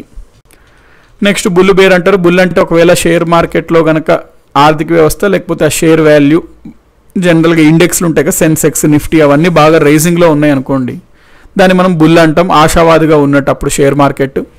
ఎప్పుడైతే షేర్ అంతా పడిపోతుందో దాన్ని మనం బేర్ అంటాము, అప్పుడు షేర్ మార్కెట్ నిరాశావాదిగా ఉన్నట్టు. స్టాక్ ఎక్స్చేంజెస్ ఇన్ ఇండియా మనం చూసుకున్నట్లయితే కొన్ని పాయింట్స్ ఎగ్జామ్స్లో అడిగే పాయింట్, ప్రపంచంలో 10th లార్జెస్ట్ స్టాక్ ఎక్స్చేంజ్ ఏది అని అడిగితే బిఎస్సి. 1992లో అయితే ఎన్ఎస్సి ఏర్పడింది, కానీ ఎప్పటి నుంచి తన విధులను ప్రారంభించిందంటే 1994. ఇండెక్సెస్, మనం సెన్సెక్స్ అని ఒక ఇండెక్స్ ఉంటుంది, ఆ ఇండెక్స్ని విడుదల చేసేది బాంబే స్టాక్ ఎక్స్చేంజ్. సెన్సెక్స్ అనేది ఒక 30 కంపెనీస్ యొక్క ఇండెక్స్, దీని యొక్క బేస్ ఇయర్ 1978-79. నిఫ్టీ అనేది నేషనల్ స్టాక్ ఎక్స్చేంజ్ యొక్క ఇండెక్స్, దీని base year 1995. Trading time 9:15 to 3:30 PM, అనగా మండే టు ఫ్రైడే. ఆ టైంలో మనం ఎప్పుడన్నా షేర్లు కొనుక్కోవాలంటే కొనుక్కోవచ్చు, ఎన్ఎస్సి నుంచి అన్నా బిఎస్సి నుంచి అన్నా. మనకు కొనుక్కోవాలంటే డీమ్యాట్ అకౌంట్ ఉండాలి, డీమ్యాట్ అకౌంట్ ఉండాలంటే pan account, pan card, bank account ఉండాలి. మనకి actually first time companies public షేర్లు ఇచ్చినప్పుడు ఐపీఓ కంపెనీ పబ్లిక్ ఇన్వాల్వ్మెంట్ ఉంటుంది. తర్వాత నుంచి మనకి షేర్ మార్కెట్లో షేర్స్ అనేవి అమ్మకాలు కొనడాలు మనకి కంపెనీ యొక్క సంబంధం ఉండదు, బ్రోకర్స్ ఉంటారనమాట. వాళ్ళు ఈ షేర్ మార్కెట్ కొనుగోలు అమ్మకాలు సేవలు అందిస్తారు, వాళ్ళని షేర్ బ్రోకింగ్ కంపెనీస్ అంటాం. Example Zerodha, Upstox, Angel broking, అవన్నీ షేర్ కాన్ అవన్నీ ఉంటాయి. అవి యాన్యువల్ ఛార్జ్ ఉంటుందా అంటే ఎస్, యాన్యువల్ ఛార్జ్ ఉంటుంది. జాయినింగ్ ఛార్జ్ ఉంటుందా అంటే ఆల్మోస్ట్ అన్నిటికీ జాయినింగ్ ఛార్జ్ ఉంటుంది, ఎక్సెప్ట్ 1 or 2 వాటికి జాయినింగ్ ఛార్జ్ అయితే ఉండదు. కానీ ఏదో ఒక విధంగా వాళ్ళు కమిషన్ కొంచెం ఎక్కువ పెట్టో ఎట్లా ఒకలాగా లాగట్టాల్సింది లాగుతారు ఆ బ్రోకింగ్ కంపెనీస్. Next debt. మనం ఇందాక ఏమనుకున్నాం, క్యాపిటల్ మార్కెట్లో డెట్, ఈక్విటీ ఉంటుంది. ఈక్విటీ అంటే షేర్స్, డెట్ అంటే సింపుల్గా అప్పులు. బ్యాంక్ నుంచి తీసుకుంటే దాన్ని బ్యాంక్ లోన్, మార్కెట్ నుంచి తీసుకుంటే దాన్ని బాండ్స్ అంటాము. ఒకవేళ కనుక గవర్నమెంట్ బాండ్స్ ఇష్యూ చేస్తే దాన్ని మనం గవర్నమెంట్ సెక్యూరిటీస్ అంటాము, గిల్టేజ్డ్ బాండ్స్ అంటాము. ప్రైవేట్ వాళ్ళు ఇష్యూ చేస్తే మనము దాన్ని డిబెంచర్స్ అంటాం అనమాట. సో ప్రైవేట్ కంపెనీ బాండ్స్ని విడుదల చేస్తే దాన్ని డిబెంచర్స్ అంటాం. ఈ డిబెంచర్స్ 2 రకాలు, కన్వర్టబుల్, ఫుల్లీ అంటే కన్వర్టబుల్, నాన్ కన్వర్టబుల్. ఒకవేళ కనుక మెచ్యూరిటీ టైం పీరియడ్ అయిన తర్వాత ఆ డిబెంచర్ని పట్టుకొని మనము దాని వాల్యూ గల ఆ కంపెనీ షేర్ని కొనుక్కోగలిగామనుకోండి, అంటే డెట్ని ఆ బాండ్ని షేర్లా మార్చుకోగలిగితే దాన్ని మనము కన్వర్టబుల్ డిబెంచర్ అంటాం. ఒకవేళ కనుక మనము ఆ డెట్ అంటే ఆ డిబెంచర్ ఏదైతే ఉందో దాన్ని ఈక్విటీగా మార్చలేమనుకోండి, దాన్ని నాన్ కన్వర్టబుల్, కన్వర్ట్ చేయలేము కాబట్టి నాన్ కన్వర్టబుల్ డిబెంచర్ అది. బాండ్స్ మనకి ప్రధానంగా గవర్నమెంట్ అయితే గిల్టేజ్, ప్రైవేట్లో 2 రకాలు ఉంటాయి. అంటే మంచి స్టాండర్డ్ ఉన్నవి ఉంటాయి, స్టాండర్డ్ కాని ఉంటాయి. స్టాండర్డ్ కాని తక్కువ రేటింగ్ ఉన్న బాండ్స్ని మనము జంక్ బాండ్స్ అంటాము. ఇన్ఫ్లేషన్ ఇండెక్స్ బాండ్స్ అంటే కొన్ని బాండ్స్లో ఎట్లా ఉంటుందంటే ఇంట్రెస్ట్ రేట్ ఇచ్చే వడ్డీ రేటు ఇన్ఫ్లేషన్ అడ్జస్ట్ చేస్తూ ఇస్తారు. ఫర్ ఎగ్జాంపుల్ ఇన్ఫ్లేషన్కి +2% మేము మెచ్యూరిటీ అయ్యాక ఇస్తాము ఇంట్రెస్ట్ అని ప్రకటిస్తాయి కంపెనీస్. వాటిని ఇన్ఫ్లేషన్ ఇండెక్స్డ్ బాండ్స్ అంటాం. ఎందుకంటే ఇక్కడ ఇంట్రెస్ట్ రేట్ అనేది, వడ్డీ రేట్ అనేది ఇన్ఫ్లేషన్కి అడ్జస్ట్ చేయడం జరిగింది. నెక్స్ట్ సిఏఏ స్కీమ్స్ ఉంటే, సిఏఏ స్కీమ్స్ అనేది ఇప్పుడు ప్రస్తుతం అయితే సెబీ కిందనే వస్తున్నాయి, కాకపోతే ఇందులో ఫ్రాడ్స్ జరిగే ఆస్కారం ఉంటుంది. దీనికి లింక్ ఉన్నదే multi level marketing MLM schemes. So దీంతో మనకి ప్రస్తుతం ఈరోజు క్లాస్ అయితే కంప్లీట్ అయిందండి. అగైన్ మళ్ళీ మనము సాయంత్రం 5 PM 5 to 6:30 PM హిస్టరీలో కలుసుకుందాం. హిస్టరీలో మెడివల్ ఇండియా టాపిక్ మనం చూస్తున్నాం. ఈరోజు మనము మెడివల్ ఇండియాలో ఢిల్లీ సుల్తాన్స్ కంప్లీట్ అయింది కాబట్టి మెడివల్ ఇండియాలో భారతదేశంలో చాలా రాజ్యాలు ఉంటాయండి. బెంగాల్ రాజ్యంలో ఏ విధంగా ఉంది, అట్లాగే చాలా రాజ్యాలు ఉంటుంటాయి. అందులో మనం చాలా రాజ్యాల గురించి ఈరోజు చూస్తాం. ముఖ్యమైన రాజ్యాలు ఏంటి అంటే విజయనగర ఎంపైర్ మరియు బహమనీ ఎంపైర్. ఈ 2 బాగా ఇంపార్టెంట్. వీటితో పాటు చాలా చిన్న చిన్న రాజ్యాలు కూడా ఉంటాయి, బెంగాల్లో ఏ విధంగా ఉంది అవన్నీ. సో ప్రధానంగా ఈ టాపిక్ పైన ఈరోజు హిస్టరీ క్లాస్లో మనం ఫోకస్ చేస్తాం. Until then take care and each one of you good bye. Thank you అండి, thank you each one of you. మళ్ళీ మనం షార్ప్గా 5 o'clockకి హిస్టరీలో మెడివల్ హిస్టరీ ఈ టాపిక్స్లో కలుసుకుందామండి. థ్యాంక్ యూ అండి.